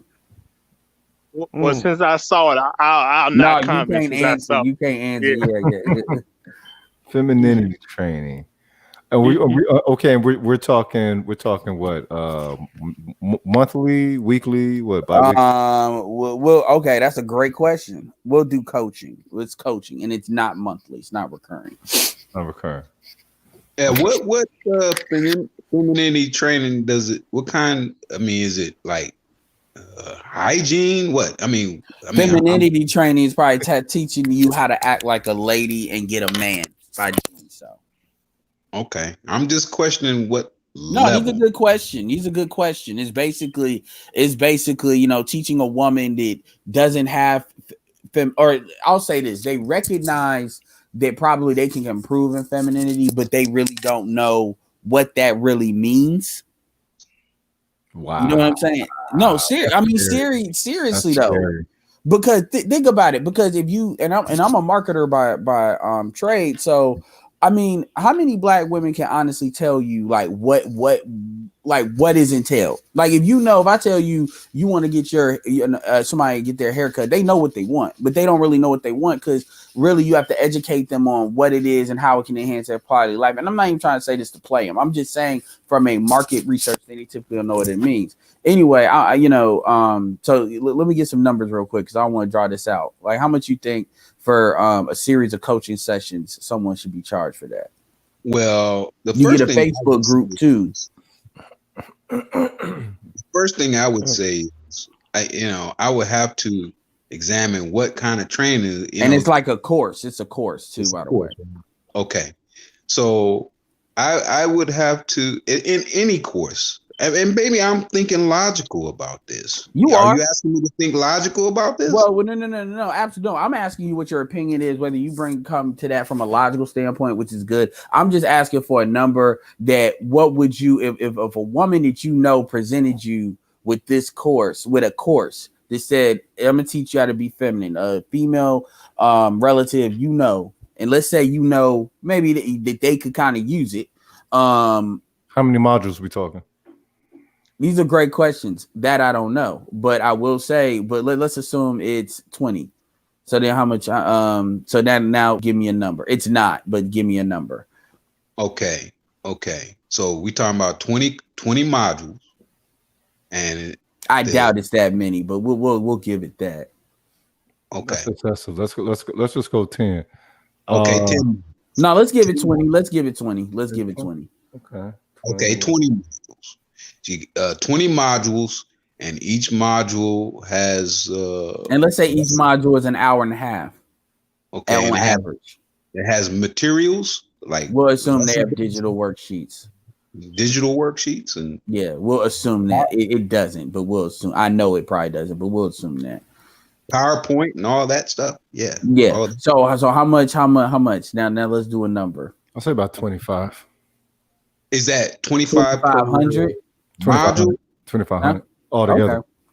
Okay, 2,500. I'm gonna say, I'm gonna go with the 2,500 too. Okay, I'm gonna do that too. Yeah. Okay. Yeah, they were selling it at 1,700 a pop. Now, if I were to tell you who was it that was selling this, that would blow it up. But I'm not gonna do that. But yeah, I was going over it, and I'm not even going over the course because it doesn't say it has all of that. By the way, all that shit, it doesn't say that. It doesn't give you any kind of real indication of what it is as far as what's in it, what's included on it, none of that. And it was just 1700 a pop. Well, I want to know. I'm just curious to know. Hold on, y'all didn't ask the most important question. Y'all asked, is refunds included? That shit is on the website. No refunds, please. Now that shit is on there. It's on there small, but it's on there. I wonder how much would y'all be willing to pay if it was some woman you're attached to that needs femininity training and you had to pay for it?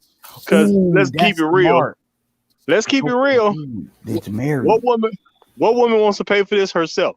You know, so now that the money's on the table, how much would you be willing to give your girl to pay for these femininity? Not a goddamn thing. And I'm gonna tell you why. Because number one, if I'm with her, that means she's within an acceptable tolerance for what I want. Number one, and number two, anything that they can teach her, I can direct her my goddamn self. Because I'm gonna teach her how to be the type of chick that I want her to be. Not you know, yeah. So I'm in agreement with that. You know, if she has to go learn, if you have to put her in a class to learn femininity, then you have to question yourself. You know what I'm saying? You know, that's how good point. Good point. Question. That's a good question. No, that's a good marketing question because I could probably there's some dudes there because there's some dudes anyway. I didn't mean to steer the conversation away from that. It was just striking to me that, and like I said, Roger knows who it is because it's in the chat, and Kev, you're in there too, so you can go look. But if you knew who this part, you'd be like, oh. Well, who is it? It don't matter. It don't matter. It don't matter. And I know who this person is, and you know. Notice Kev didn't say shit. He didn't give a number. Because you know, all I say is this person can't have a conversation with a real one. Right. Gotta put it like that. To hear what her conversation. Hey, there's only so much you're gonna be able to say. That's all. Yeah, you know what I'm saying? It's only a couple of people selling femininity out there like that. And I can tell you, I know a couple. I know of a couple of them. One that's not talked about is Lori Cutno, and that's not who we're talking about.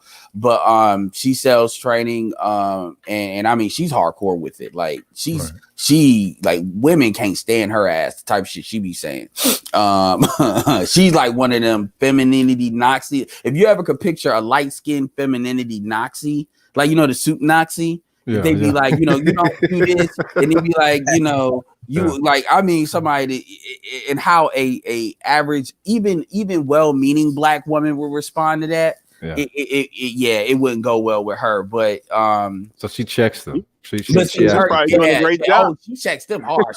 She checks. It's almost like I'm trying. It's like it will make you mad. It's kind of like. Because she has a book, like one of her cornerstone books is Man Leads.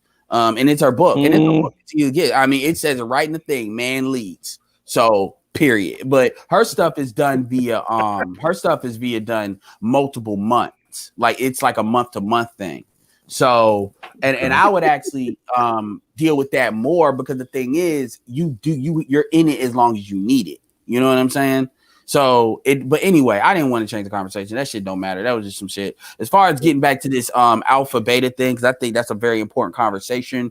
I definitely agree with the original part of the conversation as far as, you know, that in humans, even though there is a concept of alpha beta, reality situation is your greatest element of success, or one of the biggest indicators of success, is your ability to work with other people. And sometimes you lead, sometimes you follow. And you know, this thing about alpha and beta, you know, black men in particular, and I say that because I care about black men winning, we tend to have the biggest problems. Like, it's like when we play pickup basketball, pickup football, we can, it doesn't matter how much money somebody made or all the other stuff they bring into it. The matter is who's gonna help me win, who demonstrated they can perform, who looks like they have the attributes that they can perform if I don't know them. You know what I'm saying? We can quickly organize what we need to organize. But when it comes to other things that matter, it's like we don't have that same information to go into that. It's all this ego shit gets put into it. And it's like, even when females aren't around, it's like we're competing for females, even when females are not around. I'm like, dude, the women are not around. Who are you? Why are you? What's up? We want to get from point A to point B. Fastest way is a straight line. Why you want to do all this zigzag shit? Who are you trying to impress? No, man, but she, cause yeah, I feel some type of way. Why? What the fuck? You know, so I definitely agree with the sentiment of this conversation. So I wanted to steer it back because that was some I'm gonna say this too, because talking about that sports piece makes a difference. Because I remember back when I was in high school. Now we had one brother who was because it shows we can. Yeah, and we had one brother who was extremely talented in basketball. You know, he was so talented that he wouldn't play ball junior year because he wanted to focus on his grades. And then the coaching staff wouldn't let him play senior year because they was mad he wouldn't play junior year. But eventually, like we go out to the parks and all that type of stuff. And, you at the park, it's just whoever wins stay on the court. Now, we know this man is extremely gifted when it comes to basketball.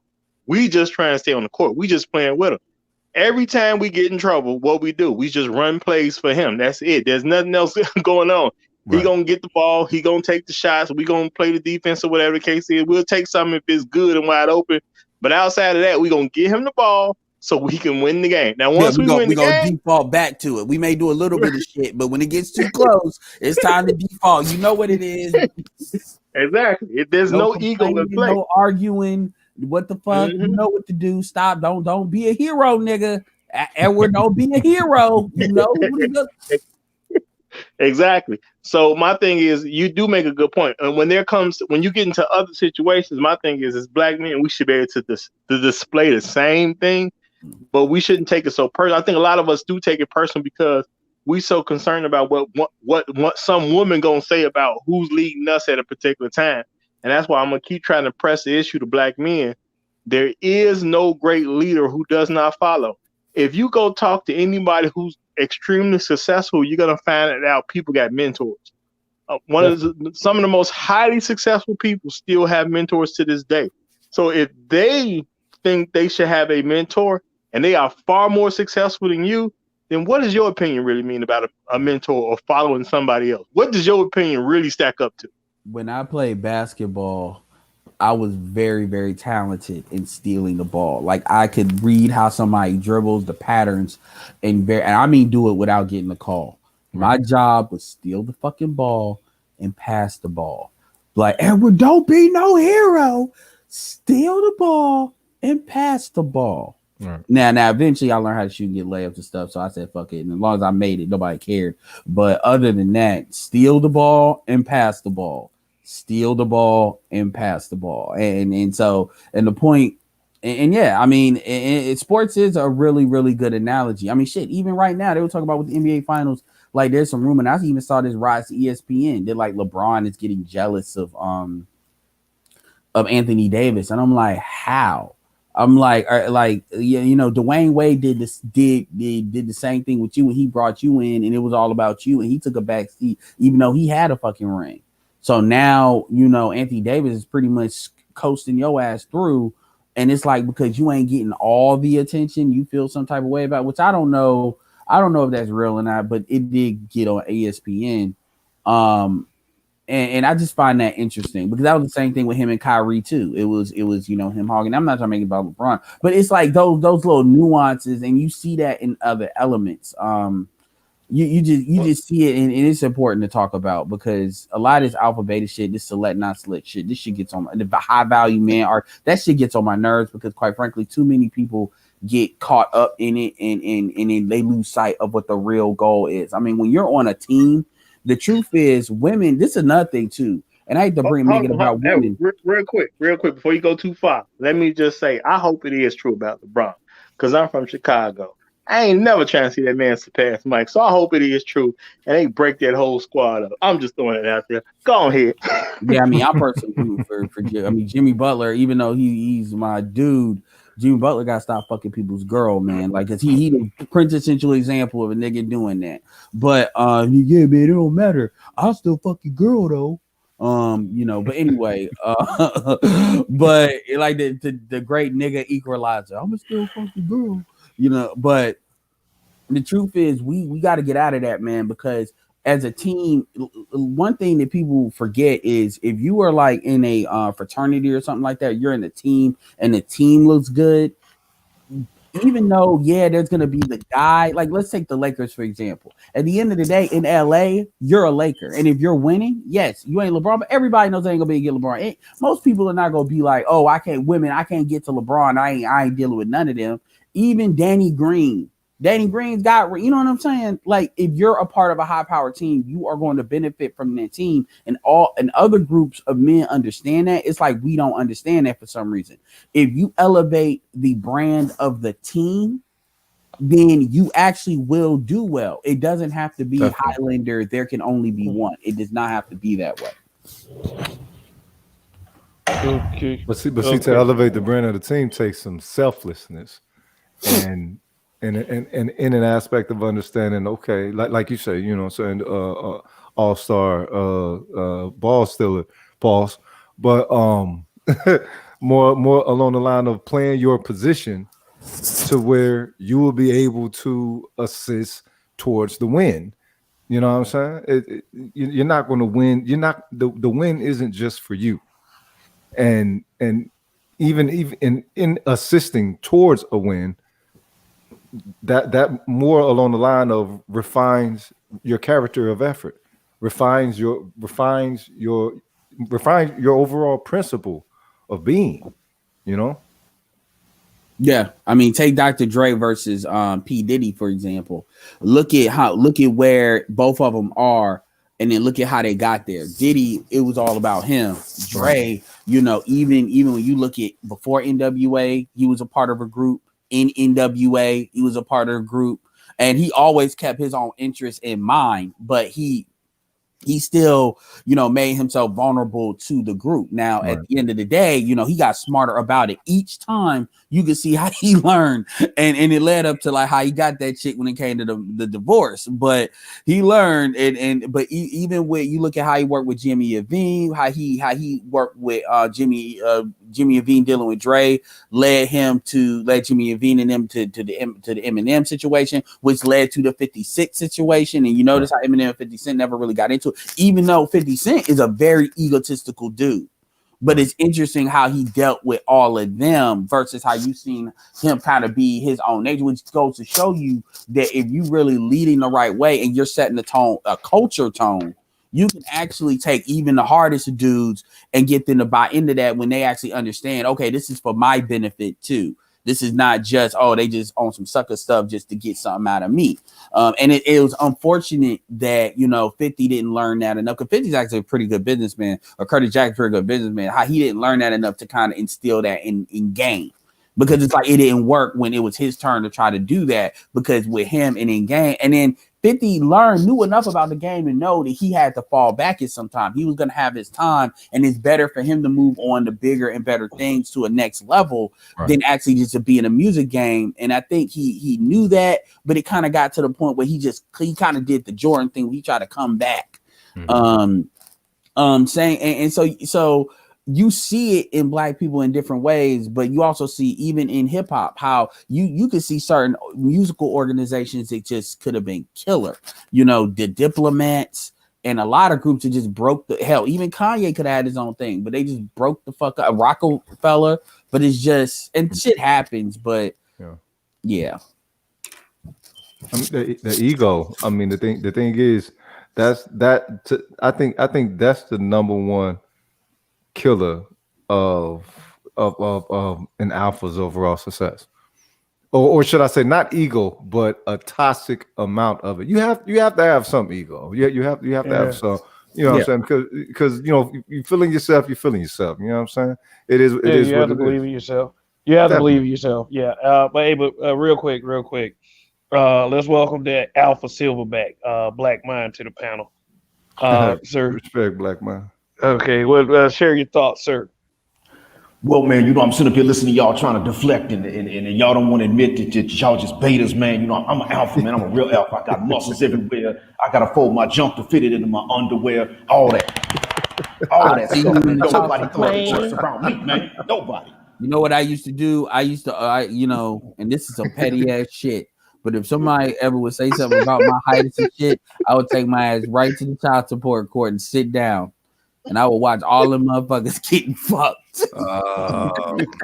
Well, see, man, you just got to alpha your way through that, Edward. If you was a real alpha nigga, you'd be 7 feet tall and bulletproof like me, man. I would say, you ain't gonna. I say, you know what? I said, only nigga that say they better than me is a nigga that can have kids with a female and get her not to go to get child support, and he ain't shit. If you can pull that off, then yeah, I will tip my hat to you. But that's a very rare breed that can pull that off for 10 years, let alone 18 years.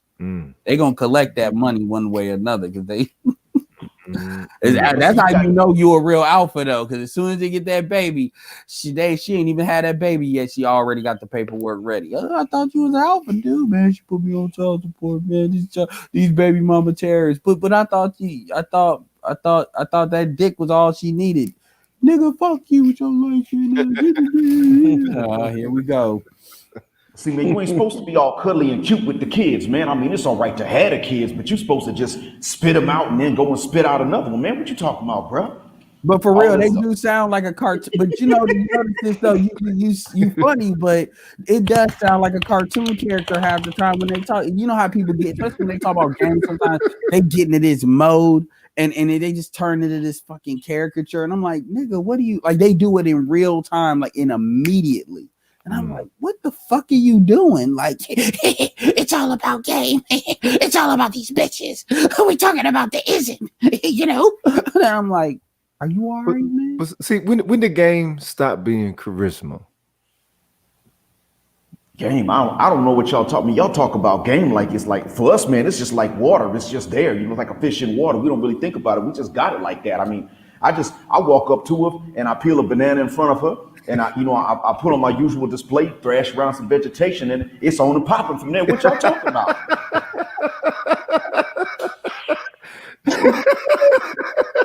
And then thrash around some vegetation.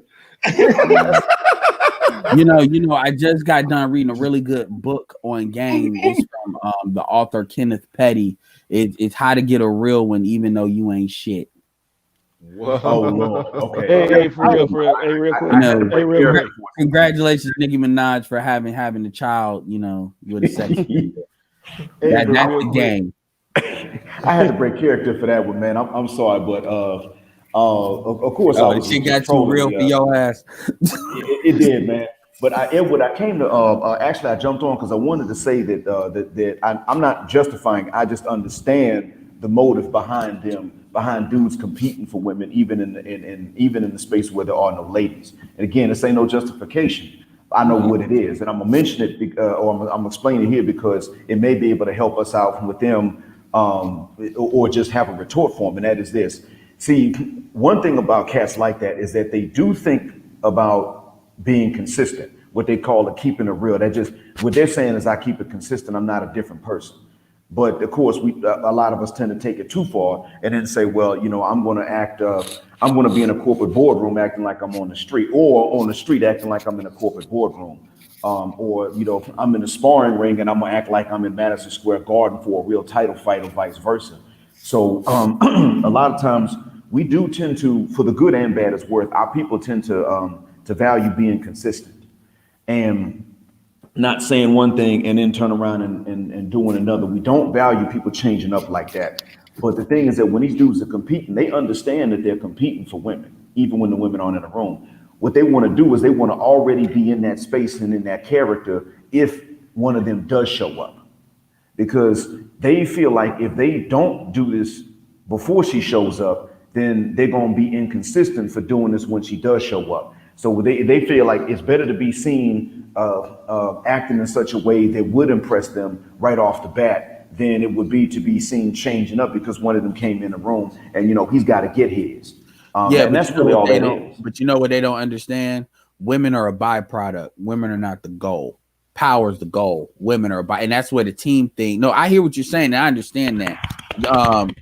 That's where the team thing comes in. That's where the team thing goes in. Because think about it, and when you was talking, what I was thinking about was I was thinking about the dudes that always say, man, even when I go to a grocery store, I just always gotta have me a fresh pair of jeans and a white tee and be fresh to death. Me, I would go out here like some of these white folks that are like in Hollywood where I would look like I ain't shit because I don't give a shit. And I will still talk to a chick if she strikes if I like her, I'll still walk up to her and get the information because I prospect. Yeah, appreciate it, gold professor.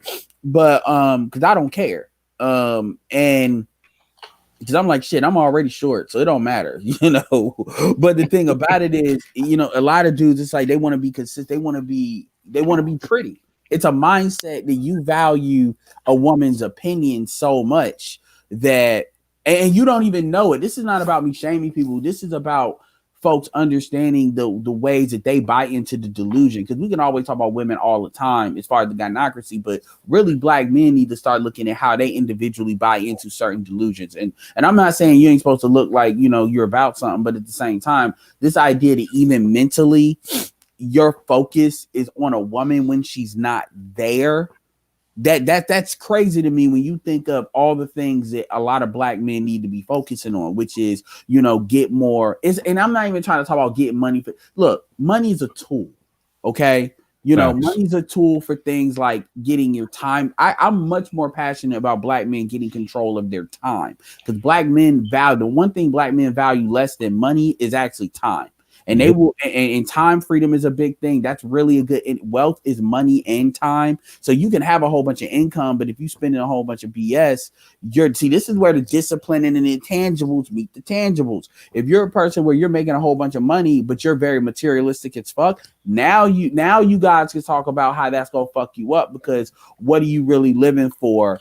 And you don't even have control of your own time. Like a dude is making, let's say you making $200,000 a year versus somebody that's making $75,000 a year, but the person makes $75,000 a year is living the way his income moves with him. Because let's say he has skills and stuff, and he's in a place where cost of living is less, but he can still get good money for his quote unquote skills. So and then on top of that, he's got a couple of things he likes, but at the same time, he's keeping more money year over year. The other person is literally in debt because and I'm not even talking about no street dude. We can talk about dude that people want to say is trying to use his money to get women. Who's the smarter person?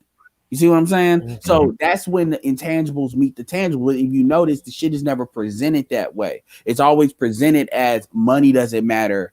All this does. No, you have to have both. And what I got from this conversation is it's about people wanting to be their best selves in a very balanced way, a highly evolved, complicated individual, not complicated unnecessarily, but a person like, an engine, a well-oiled engine with a turbo, a supercharged, with all of that shit, not just a basic 4-cylinder, or it'll be let's say it's a V12, but that shit can't last more than like 30,000 miles because it's not built to last, It's built like a fucking Land Rover.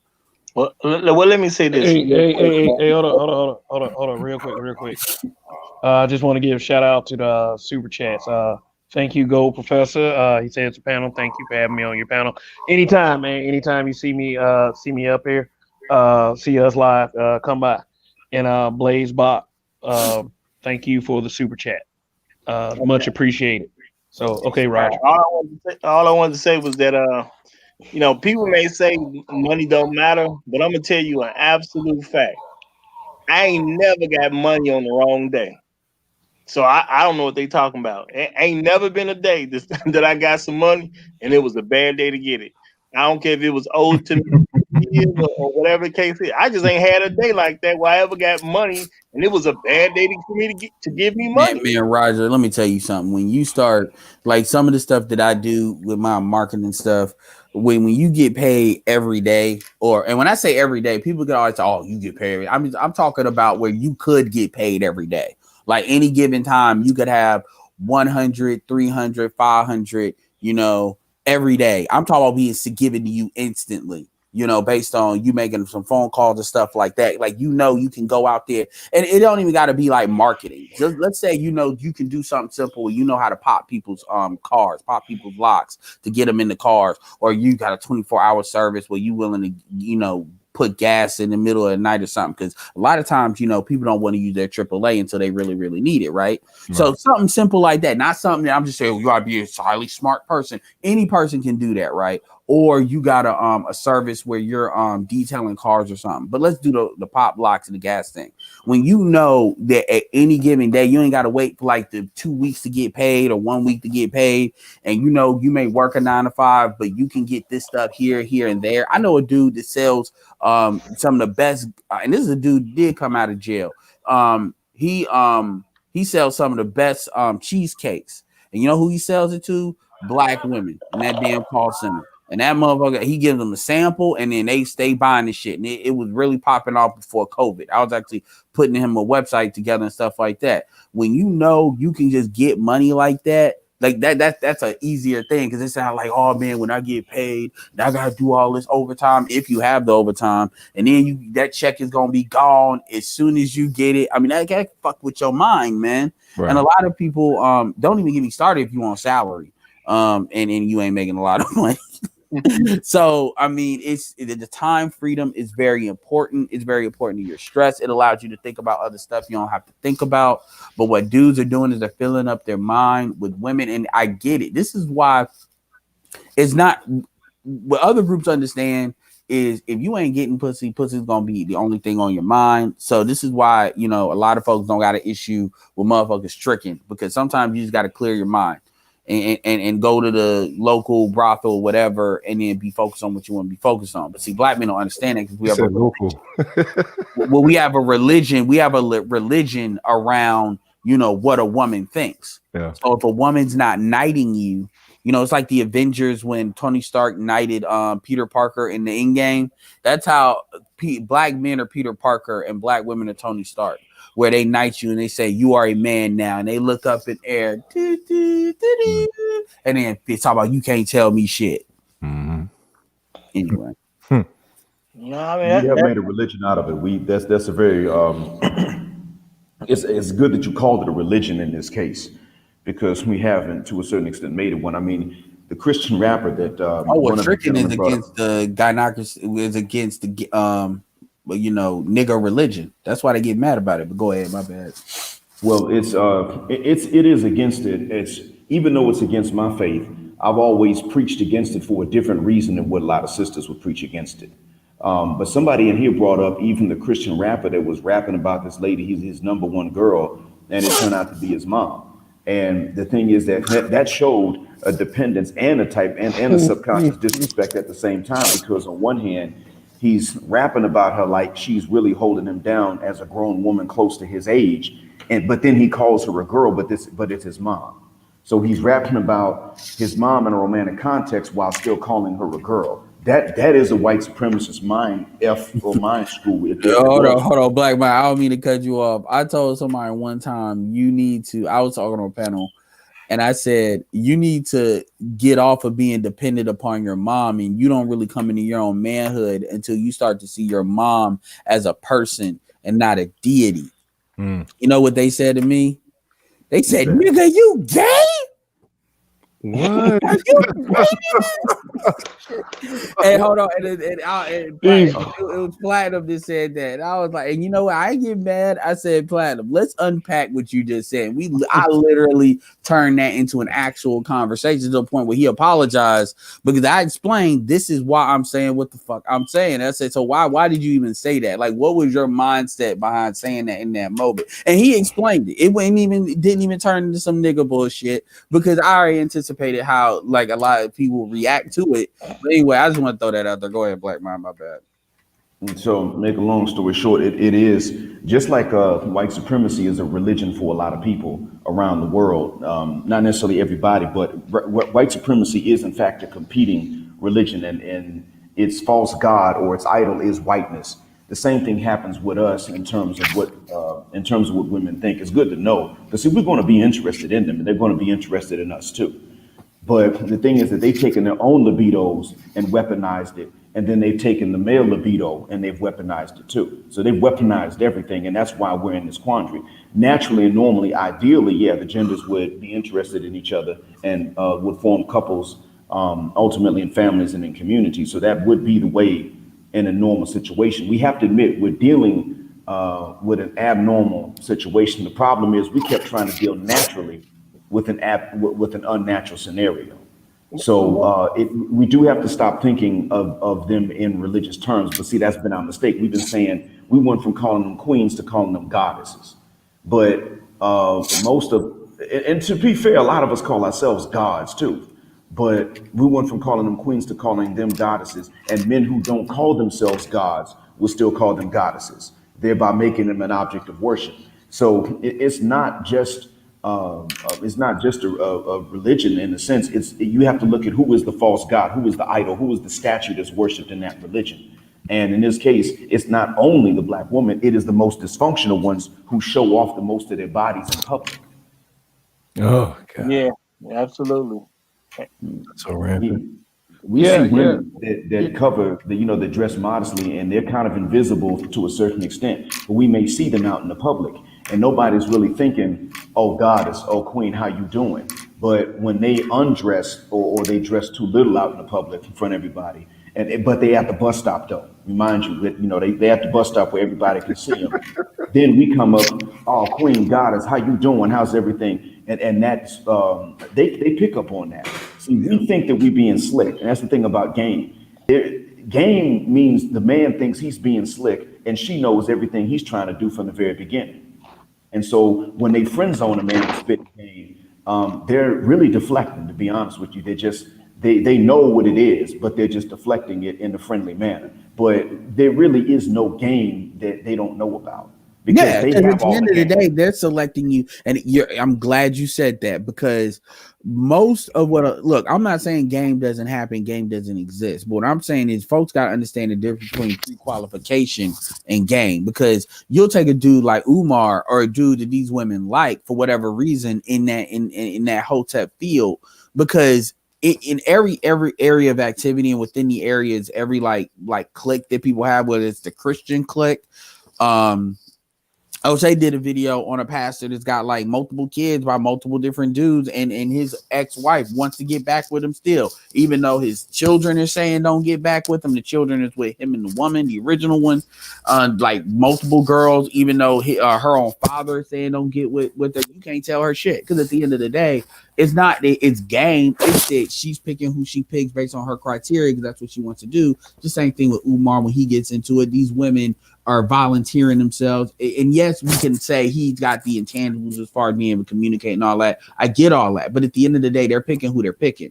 Right. Even when they don't necessarily fit that moniker. And so even though a dude will say, well, that's game, it's not game. They're picking who they're picking, and they're allowing you to have the pretense that there is.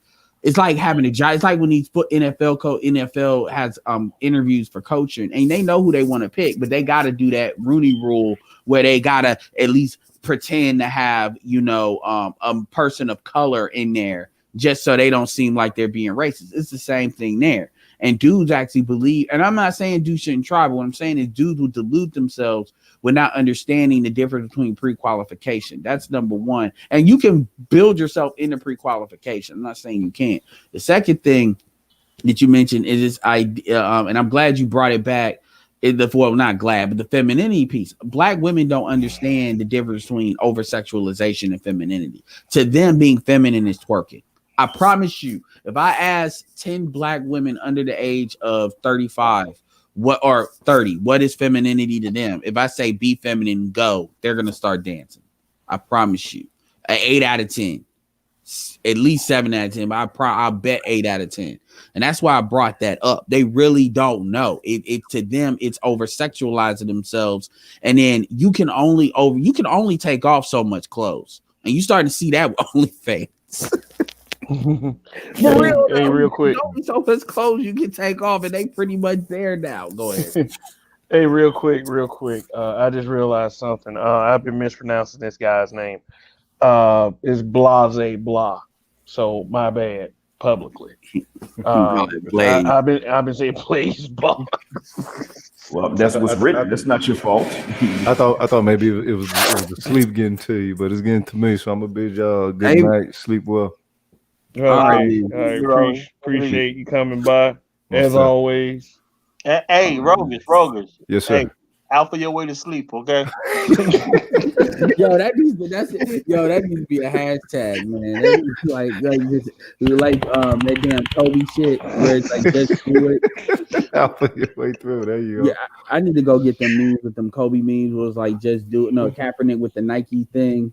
I forget that shit was funny as hell. You know, give me the ball, I just shoot.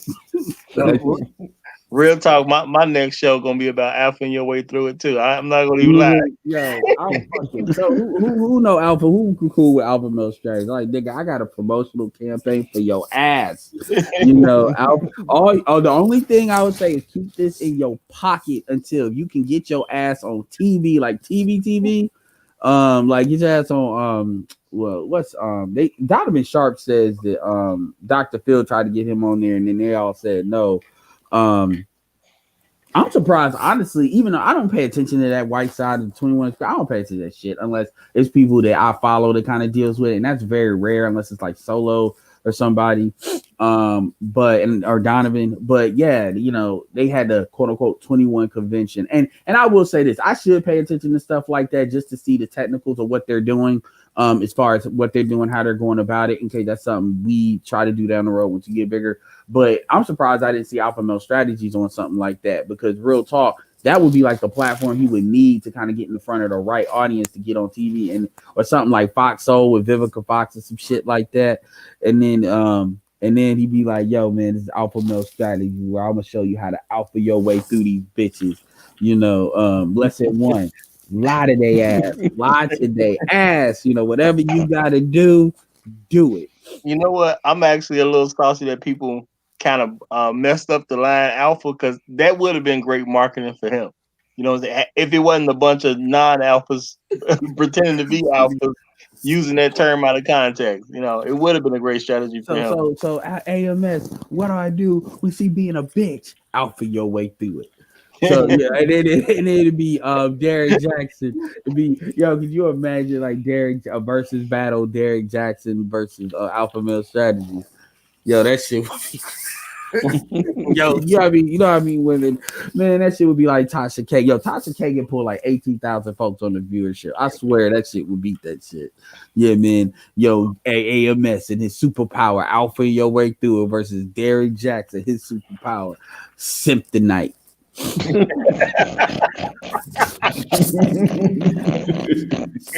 call that tonight. The retired the current fuckboy champion of the world versus the retired fuckboy. Who wins? Yeah, Derek Jackson would use simp tonight. Look, AMS to be like, man, nigga, you been alphaing your way through it. How you think you making this money? The difference is I'm alphaing my way through it when it comes to these dudes. You alphaing your way through it when it comes to these bitches. Nigga, you still... No, man, the problem is you a fuckboy. AMS be like, nigga, you still a fuckboy. Nigga, you just selling books with the shit. That's the only thing. Is that bitch the only bitch you fucking? Then Derek Jackson will fuck up because he'll hesitate. See, I knew it. Yeah, man. Lie to these hoes. Alpha your way through it. Then he'll give you a discount on his book again. Oh no, that would be just like the Donald Trump and shit. Donald Trump alpha his way through it. That's how he gonna deal with this COVID too. Alpha your way through it. That is shit. That's a Donald Trump approach to the presidency. Yo, Donald Trump, alpha your way through it. So basically, that's just the answer to everything. The answer to everything, just alpha your way through it. So yeah. So Donna, what was the first thing you thought when you actually won the presidency? Okay, well the first thing was the American people is stupid. I was right when I said that, and then the second thing was, well, shit, I think I'm going to alpha my way through it. So, how do you think you won this election? Oh, I alpha my way through it. Donald Trump Jr., what is the most important thing that you think your father taught you how to do? Man said, when in doubt, I'm backed into a corner with these banks and these fucking IRS folks. Shit, alpha my way through it. So Donald, what do you think? What do you think? When you thought that Ivanka Trump, your daughter, had picked a great guy, in Jared Kushner. Well, we had a conversation when they were coming at him about being a slumlord, and his tenants asked him what should they do about all the bullshit that's going on before they sue him, and Jared Kushner said, I read your book and I told them motherfuckers to alpha they wouldn't do it. Oh wow. He said, Man, don't let that and at that that shit point, I become knew an I excuse. had a new son. Don't let that shit become an excuse in the courtroom. Shit, he's like, oh well, you can't alpha your way through it unless you got a little bit of white privilege. That's what they won't say. That's gonna be on the back with the terms and conditions. A little bit of white privilege included. You might be able to, that's why Bill Cosby couldn't alpha his way through it. Nope. That's why Wesley Snipes couldn't alpha his way through it. That's why it was in the fine print. Yeah. How the fuck you only pay $750 in taxes over 3 years? Alpha your way through it, the financial edition. Right. Let's see, white privilege is required. Shit, Jordan Bell. Shit, I just got done looking at some training, really good training, actually from a young dude. But I mean, shit, he's fire. And if I really want to be an asshole, because he fucked up by hosting this shit on YouTube, which makes it easier I can take his shit. But I'm not gonna do that because I do have character, and he's giving really good information at a really good price.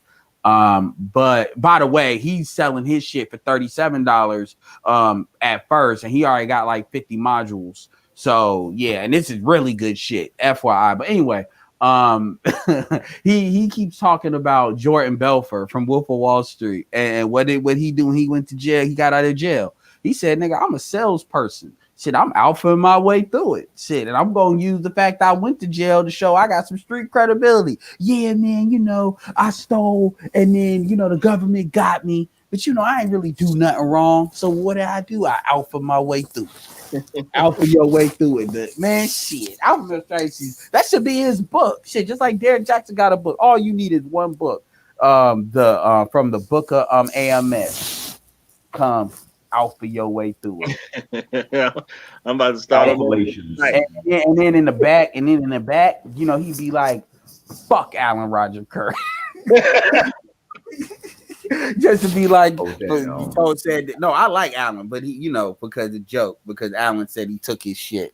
Okay, fine, I'm coming up with my own shit. Fuck, alpha your way through it. Lie to that bitch and get her to do how to win friends and influence people. The AMS version." Well, the thing is that in all reality, we're not really. We've heard these men talk about game and alpha, and the thing is that we're not really the alphas at all. I mean, men in general are not. Now, the ladies are sitting up and picking which ones are more to their liking, and that's not wrong per se. But in reality, the alpha is, when it comes to this, the alpha is the woman. I've been saying this for a while. If there's one thing we men got to take blame for, is that we made our dingalings too easy. And by making that too easy, we turned around and we made even emotional commitment too easy, and even made marriage a bit too easy for them. As difficult as they may say that marriage is for them to find, we still made it easy because we just made ourselves entirely too easy. And that's why it is that they don't even they have such game that they don't have to have game.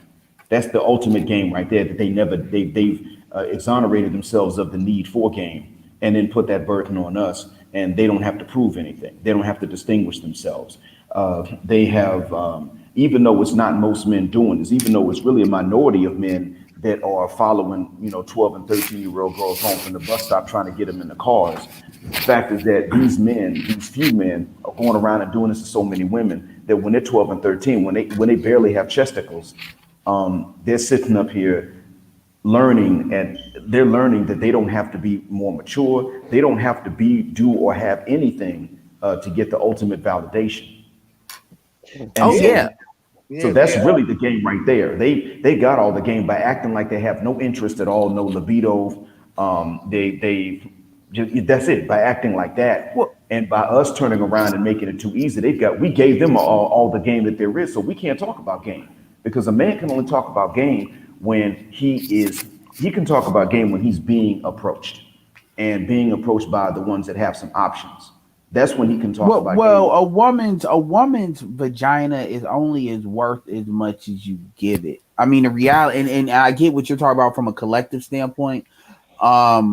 Absolutely. And what I'll add on to that is the greatest power a man still has is his power of choice. And you know, you live in a very dynamic. Look, I'm not one that you should date out. Dating out is not necessarily about harming the black woman or harming the black community or the black community. You have to maintain your value proposition. You have to maintain your leverage, and choice is a leverage.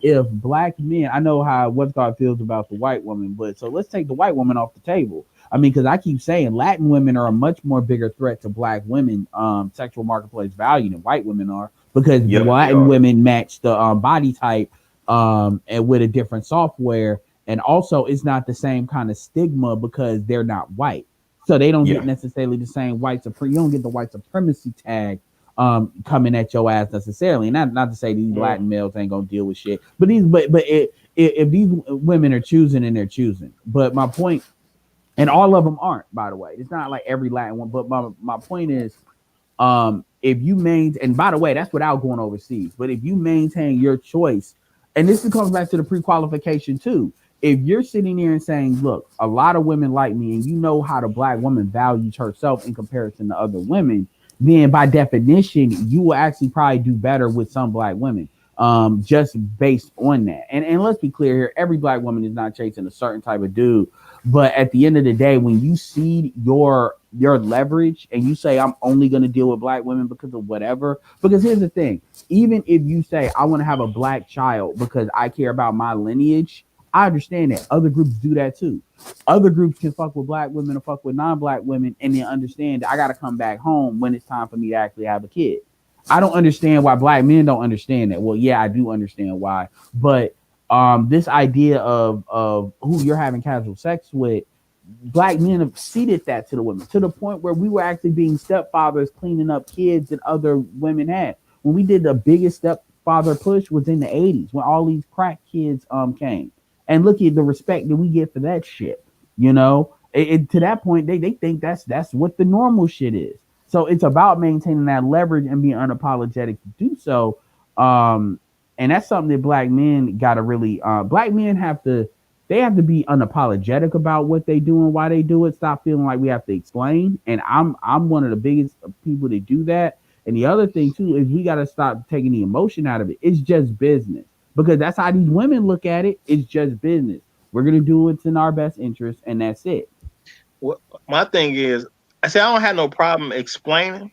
I think guys should explain to women what's going on. And shout out to Store One for that. You know what I'm saying? Blessings to you, sir. But my thing is, tell them the truth that they really don't want to hear. You know, and like me as a person who ain't really looking to go outside the community to find a woman, my thing is like, okay, yeah, I ain't looking to go outside the community to find a woman, but you're not good enough to be my woman. You know what I'm saying? I'm gonna tell you the truth you don't want to hear. I ain't gonna be nice about it. I ain't gonna finna make it all cuddly for you and all that type of stuff. I'm gonna tell you what it is. You know what I'm saying? I see what you got to offer, and I'm cool. I'm straight. You know what I'm saying? It's just you're not enough. Just Well, that's that's the But it gets to a point though where it's going to be more impactful. I get what you're saying individually, but as a collective, it's more impactful on a woman if you don't explain. I think.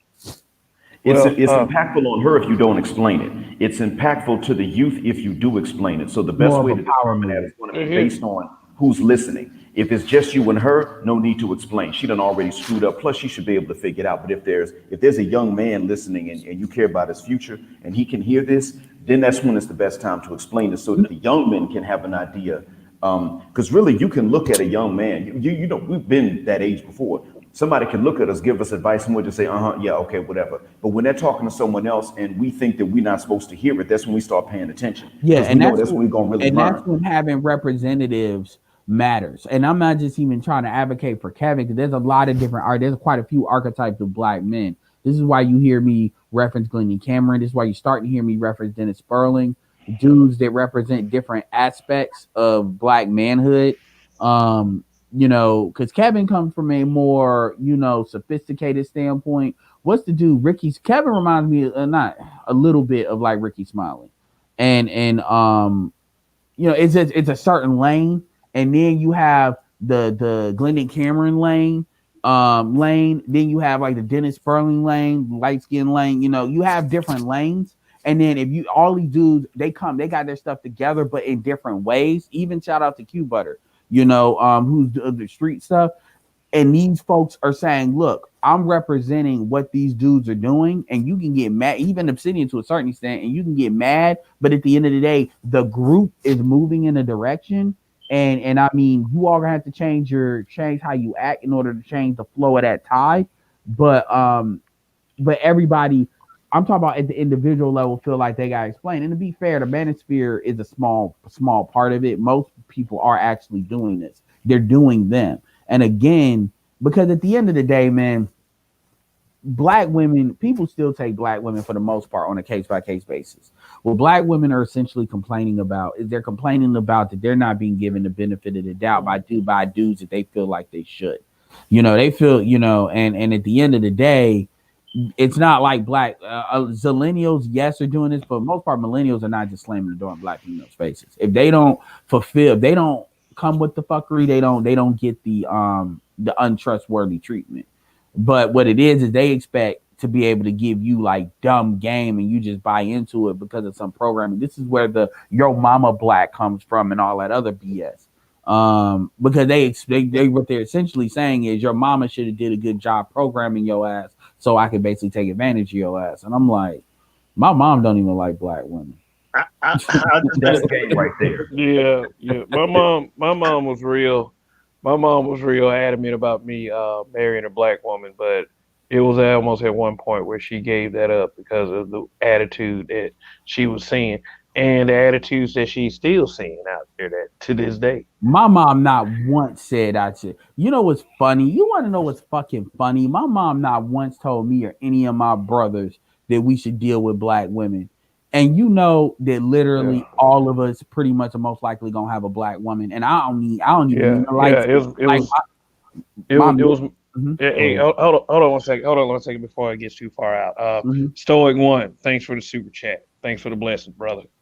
All right, go ahead. I'm sorry. No, that's the irony. Like my middle brother's been in a long-term relationship, and my brother, all my brothers have all dated non-black women, particularly white women. My middle brother had to leave him alone once he slapped the shit out of one, and then they gave him the when they give you like they make you guilty, but they make you be able to work like immediately, like they give you this one chance where they won't count it as a misdemeanor, but if you fuck up again, they'll throw the book at you. That's basically what they did with him, and he left white women alone after that because one got on his nerves too much. He was dating, and he's like I said, he slapped shit. And he's been with black women ever since after that. And the women he dated are actually really good. These are women I actually put up. And then my youngest brother, he's got his grandmother is Japanese, so he's like a quarter Asian, so he had the hair and all of that, but he got away from white girls. They did this on his own without my mom ever shaming anybody. And then me, I've always been like, everywhere. I date multiple black women, but at the same time, it's like, I don't even look at it like that because I know what I want, so yeah, but yeah, man. I think the biggest thing keeping a lot of these younger brothers from black women is their mama. They be tripping me out because they say your mama's black. Light, man. Don't get me started on this shit. Well, I'm just saying, like, how they like your mama black. My thing is like, do you realize that's the exact reason why they're not looking for a black woman? Because his mama is black, and they trying to avoid it. Y'all ain't represented yourselves well. I mean, I think they need to slow down the convoluted effort to put themselves behind by, try to use us to put themselves behind. I mean, it's only y'all. And the thing is, it really does not take that much. I mean, the thing is, they've already low key won because the bar is so low. You almost got to skip over. You literally got to lift the bar in order to not get over the bar. Literally, that's the only way. And again, like I said, dudes are exercising their power of choice and people have a problem. This is why people on the West Coast are always complaining. Like all your swirler crying channels or your blood colorism channels for the most part are on the West Coast, because on the West Coast that's where dudes are exercising that right pretty heavily, and they get mad about it. And it's like I don't know when y'all gonna stop banging. Glenny Cameron has a video called "The New Black Girls." He talks about black women that young black women that aren't doing that, but at the same time, you'll have to compete for them for white men. But at the end of the day, man, I'm not worried about that because we know how the other folks are going to operate. So it's funny to me. It's funny to me. But as far as this nuance shit, black men need to learn how to work together. And I'm not even talking about as a collective group necessarily. I'm just talking about as a man, you have to know how to work with other dudes. And I'm not talking about for your job. I'm talking about for certain things you're trying to pursue. And this can even be fun things like shit. Where's the card clubs? A lot of different stuff because there's power in aggregating. Like if let's say you're somebody, listen, you got money, you got like a lot of cards, you like cards. Okay, have a fucking card club. Make motherfuckers buy into that shit, And then there's things you can do with things like even when it comes to business or starting to hustle, you aggregating skills, aggregating money because you all understand the goal. Like I'm not. There are black men that do this, but we don't do it. It's not a science or a technology that we use that we're taught. We have to kind of learn it on our own because the truth is the women ain't gonna teach you that because again that's like giving you fire. Black men working as a collective is very dangerous to the gynocracy. Because it makes it so we can create things that will attract other women to us. Because when men are working as a group and they're getting shit done, that is something that women that are functional will gravitate towards very quickly. Yeah, they need more functional women though, because right now they're just not good people. But well, I'm talking about women in general. I mean, that's gonna be alpha your way through it, man. yeah. How to alpha your way through a basic bitch. That's what MOT is telling us to stop doing. Really, MOT has been, to give him credit, he's pretty much been summarizing. I shouldn't say summarizing. His videos or his live streams can be as long as this one.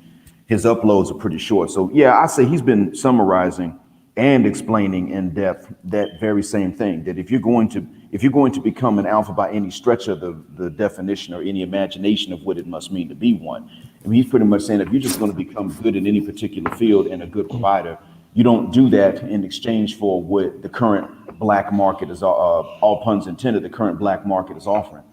And really, that's what we've had that's really what we've had to tell a lot of men, tell a lot of young guys.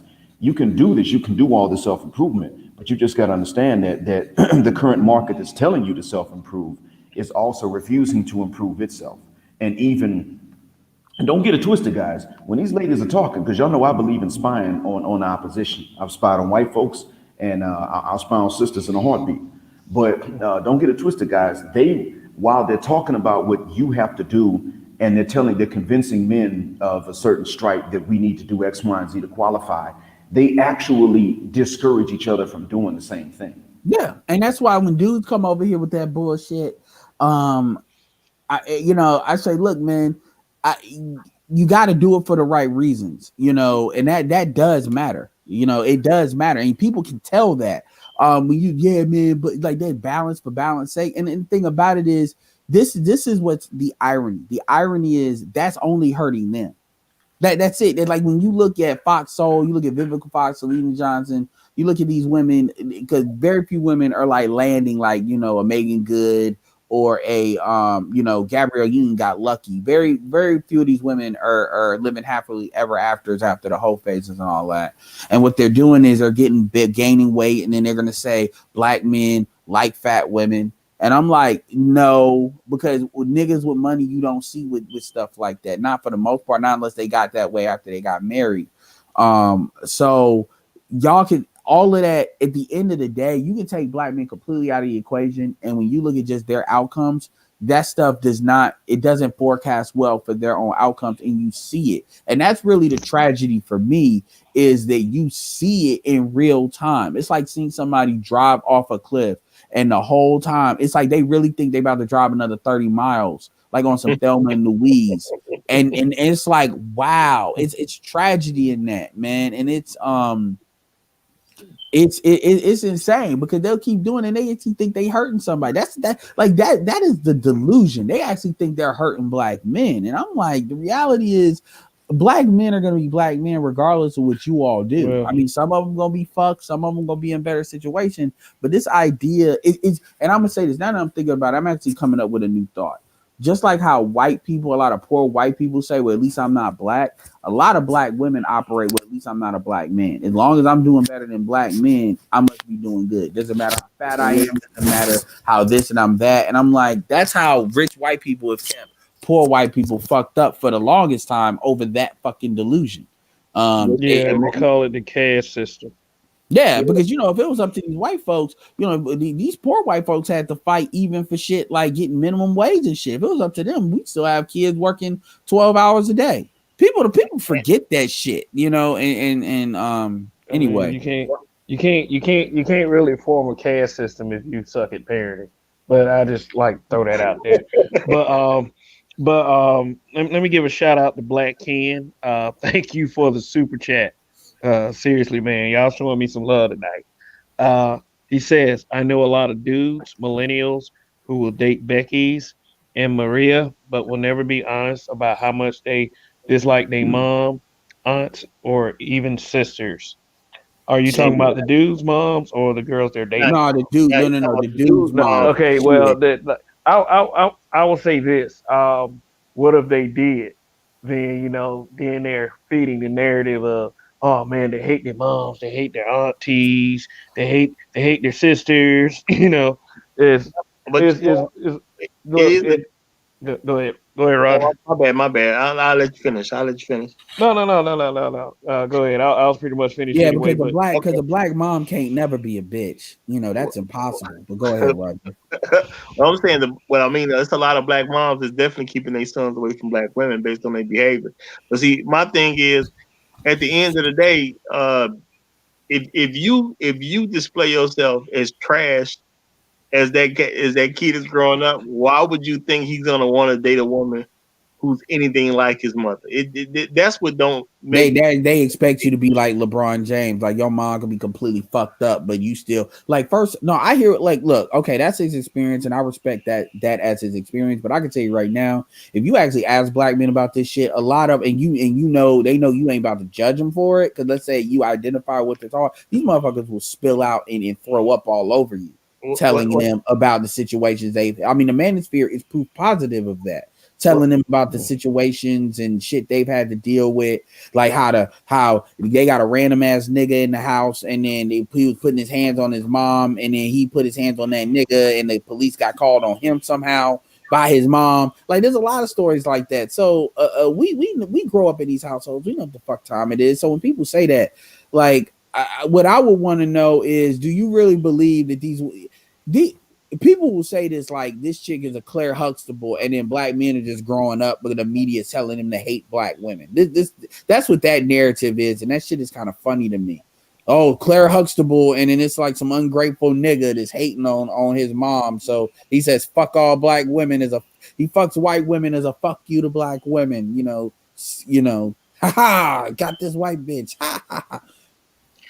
Well, my thing is just, on just keeping it real. If you grow up in a situation and your mother's not the greatest human being, you see the situation she got you in. Number one, especially if she's a single mom, you know what I'm saying? You are in open rebellion to his father. That tells him you don't like black men, period. So when he grow up knowing that you don't really like black men, and birds of a feather flock together, so you gonna go around a bunch of other women that don't like black men, why would he respect you? What is it? And by the way, any other culture that deals with white women, like Arabs or whatever, like, not to say deals with white women, it's only in the black community this argument comes that you hate your mom. It's only in the black community that gets put. Like, nobody said. Now I got a question. So anybody a black woman dates, does a white man hate his mom? Does a Latin man hate his mom because he's going in her eyes, he's going backwards? Remember what the Bad Boys 2? Like, Manny, is she a nigger? Nigga. Like, so he must hate the mom. Shut up! Oh, you hate your mom, like that, and that's how you know that shit is sexual politicking. Like I said, all that sexual politicking. It is, and let me say this too about LeBron. Keep in mind, y'all, LeBron rich. So even though he can have a mother that's probably a pain in the butt for him, he's rich enough to isolate his mother in certain situations where she can't really create problems for him. I don't mean shit. You know what? I had to apologize for Chris Bosh because everybody always used to make fun of Chris Bosh for being the most effeminate of those three, and he was probably the most alpha of those three. He put his mom out that house. He said, "Bitch, you gotta be looking the FBI looking at me because you want to sell drugs across state lines. But you get out of that house." Do you see the junk in his wife's trunk though? Like seriously, that woman is who? Chris Bosh? Yeah, nah, Chris Bosh's wife. That out, man. Oh yeah, she got it. But that's what I'm saying though. When you rich like that, you just move some money and move your problem. See, other people, they can't necessarily get away from their mama. Their mama get on their nerves. Even NBA young boy had to kick his mom out the house. Look at all the bullshit, man. That motherfucker is problem city, man. But see, I'm a Lawrence NBA young boy. But see, that's what I'm saying. Is this bitch black? But see, when you rich enough though, you just put your mom, just like LeBron mom was doing that thing with Delonte West, according to the rumors, whatever the case is. I don't mean to cut you off, but do you know which China wear look? Man, this nigga need to go to hell. How the fuck you 6'11" with a chick that's 5 flat? And this chick looks like she's actually attractive, but I'm like she has a unique look. That's all I'll say. Go ahead. Well, because he alphaed his way through it. That's how, man. I mean, I mean, she might have physically changed, but I was basing that off the time they was calling him all that stuff. No. It's just that like she's black, but it's interesting. Yeah. I'm gonna tell you something. I hate to say it, but just to agree with that caller, Chris Bosh definitely got an issue with his mom because he said, "I'm making sure I'm getting as far away from that shit." I'm looking at a picture with her, him, and Obama, and it really like this chick. She be one of these chicks. I need a nigga 7 foot tall. Fuck you, bitch. Yeah, but I got one though. But see, but that's what I'm saying though. When you rich though, look how these rich dudes move their mamas around when they start causing problems. Like LeBron mama was supposedly messing around with Delonte West. You know what I'm saying? Okay, we're gonna move you up out this city. She can't really do nothing about it, but just do what he say. You know what I'm saying? Chris Bosh mom selling drugs out there, man, home. What'd he do? Well, you got to leave now. You see what I'm saying? Rich people know how to get rid of their mama when she causes trouble. The problem a lot of black guys got, they don't have enough money to put their mom in a situation where she can no longer cause trouble. And a lot of them scared to do it anyway because they feel like they're going to have to see their mama at Christmas or something. You know what I'm saying? Or whatever it is they're going to celebrate. They're going to see her at that reunion and mama going to point her finger at me and look down upon me and I'm not going to feel like a man. Hey, I ain't gonna lie though. Chris Bosh may think he getting away from his mom, but it's a couple of his daughters that kind of look like his mom. So it's like they coming back. Like, it don't matter how light you got it. Like it's gonna come. That's one thing that like I'm like petrified of. Like if one of these niggas ain't got nothing but daughters. And they start acting like my mom. I'm like, yo, I mean, I'm gonna be on like some Ramil shit. I'm like, I'm walking away from everything, man. Yo, I'm going to get a pack of cigarettes. Yo, man, he don't even smoke.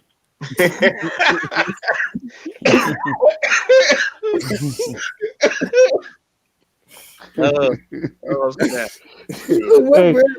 brand he getting? Yo, what brand is he? Don't fucking smoke. Yo, call him up. Like he go straight to voicemail. No, he don't go straight to voicemail. My phone is disconnected. Yo, I'll be on some damn some taking shit. All right. Shout out to Ace 3567, the curious one. Shout out to 757 Prime Time. Speaking of that whole, we was talking about the mothers earlier, and the mothers being the example of what made these guys stay away from black women. Remember that little bit about Sherry Shepherd's son saying that white girls were nicer to him and black girls were meaner and had attitudes. And she was talking to the Breakfast Club, and then she was saying that, well, I just told him that he just gonna have to put up with black women. You just gonna have to alpha your way, dude. Yeah, you just Right. 8 years old. Black women always take shit and use it for evil. That's what we did. Wait a minute though, but go ahead, bro. I bet I didn't mean to cut you off, but no, but didn't it come out that they paid Sherry Shepherd's son to say that? Didn't that come out? Man, please. Yeah, you know what? And my thing is, okay, just like how bro. That was an absolute joke. Y'all supposed to be like, no. I get what you're saying, but this thought was on me. I was like, how the fuck she gonna say some stupid shit like that?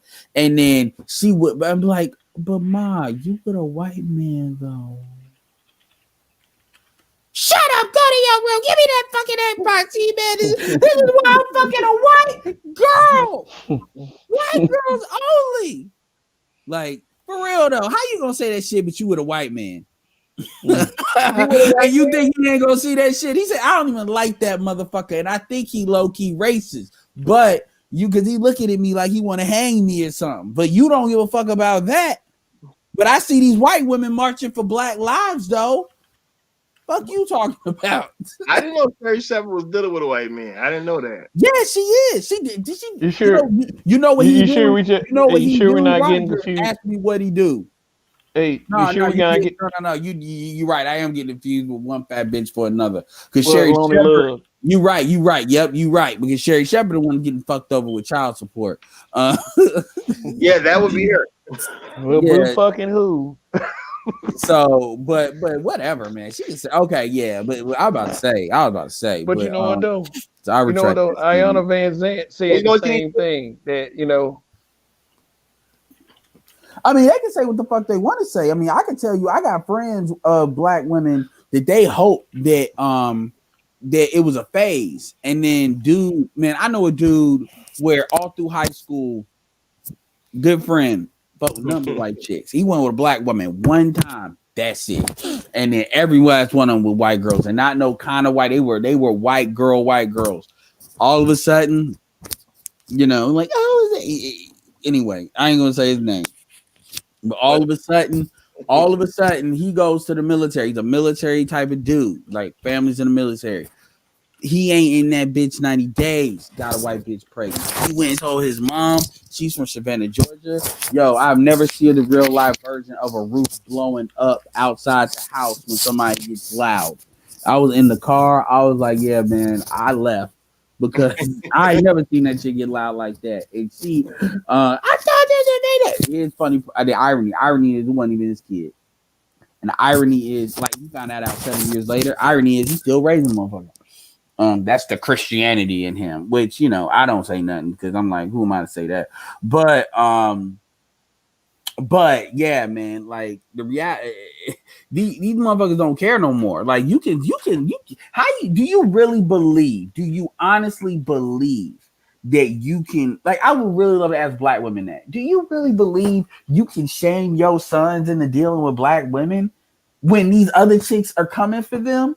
But like it's not like these women are not approaching them. You make it sound like these and hell, these chicks are too fucking stupid to put them in a black school. It's like y'all ain't even smart enough to put them in an all black school. You put them in fucking mixed schools and like think they just gonna alpha their way through it. Because they think they're men, so they're trying to alpha their way through their son's situation. They're trying to alpha their way through making their son like somebody other than what they like. And I'm gonna see if Sherry Shepherd will alpha her way through that child support.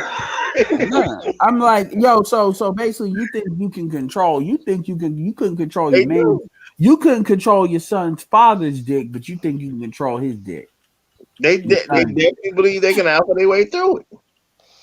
Yeah, please, man. And that's just funny. I mean, I get it, but like I said, it's delusional because at the end of the day, man, and this is a lot of times when a lot of these dudes be coming on here telling us, man, y'all need to deal with these black women. Y'all need to just alpha your way through it. That's exactly what I'm gonna start saying. So you just telling me to alpha my way through dealing with this bitch, huh? That's basically what you saying. you know. But yeah, I mean, and I'm not even like me personally. Like I said, you know, I can deal with other races of women and know who I want to have a kid with. But the problem is these women. This is the I don't shit. I don't even know the word. This is the irony of the gynocracy.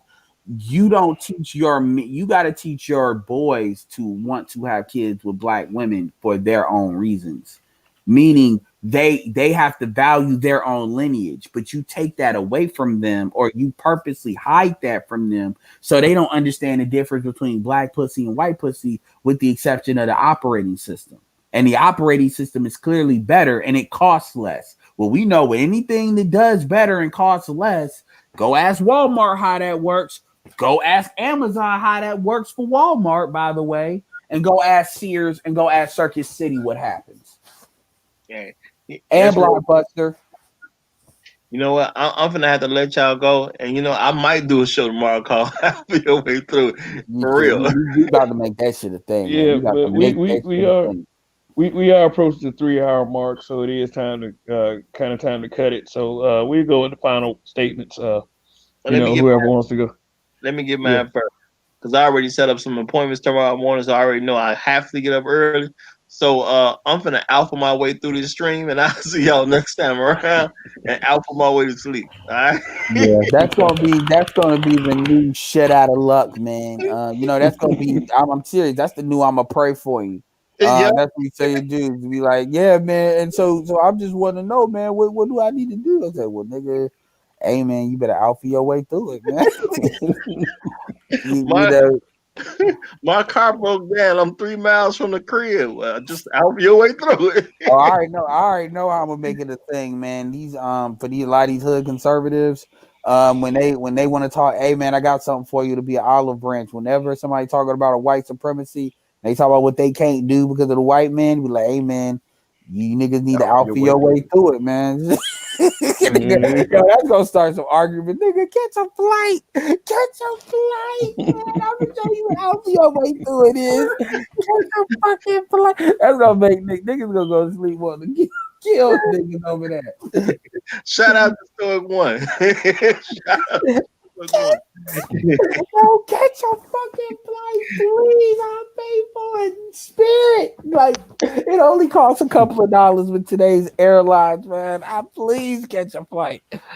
Yeah, I'm serious. I get on fantastic shit or reveal shit. I'm gonna be like, yeah, you niggas want to talk about, yeah, man, but you gotta understand, man, I can't get a loan like that. Hey, nigga, hold on. Hey, you better alpha your way through that shit, man.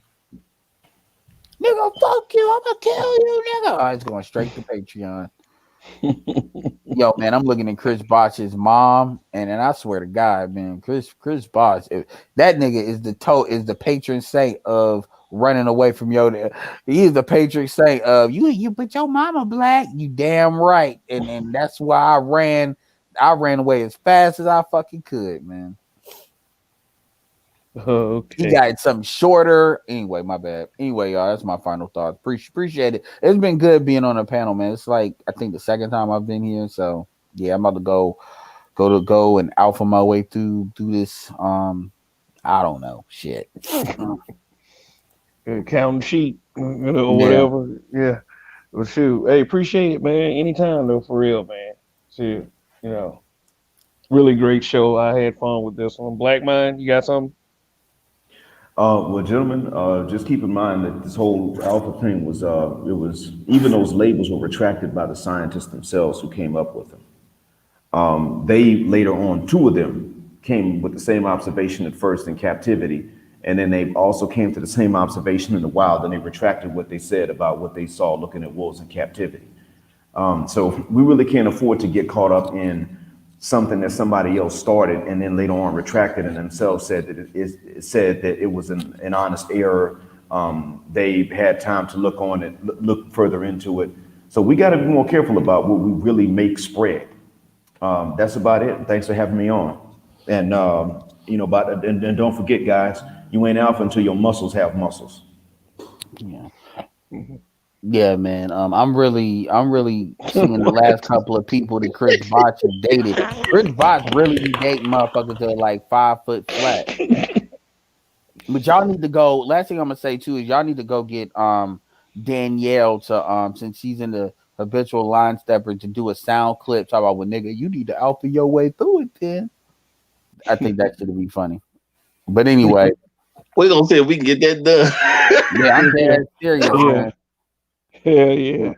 So for real, I'm dead serious. She gotta No, we're gonna start working on that shit for real, man. Seriously. Real talk. Real That talk. one's gonna I get need one done. of those, and then I'll go work on getting Jessica X to put one together too. Well, I'm gonna Word. get you to alpha your way through it. Then I don't know. Word. Anyway, y'all, man, appreciate it. It's been real. Appreciate it. Mhm. Okay. All right. All right, later, Kel. You go and wrap it up. We're all right, Roger. And long live the habitual line steppers. Long live the habitual line steppers. Okay.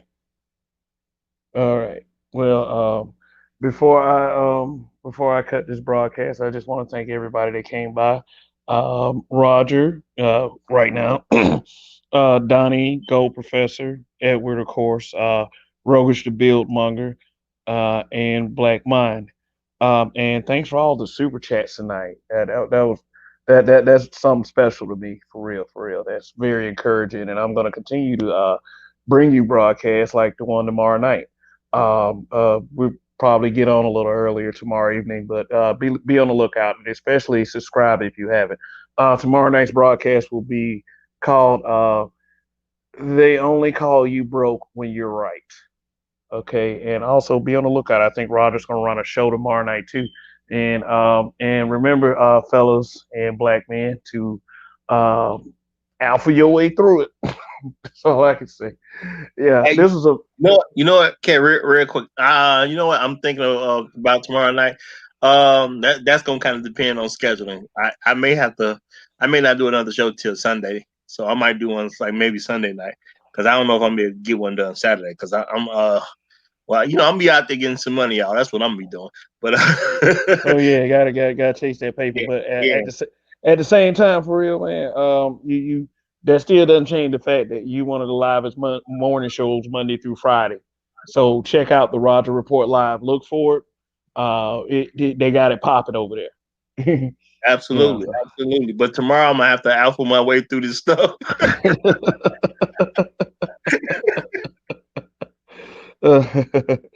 Yeah, shout out to Stoic One. Perhaps one day, one day, seriously. But anyway, just about to just go ahead and wrap this up.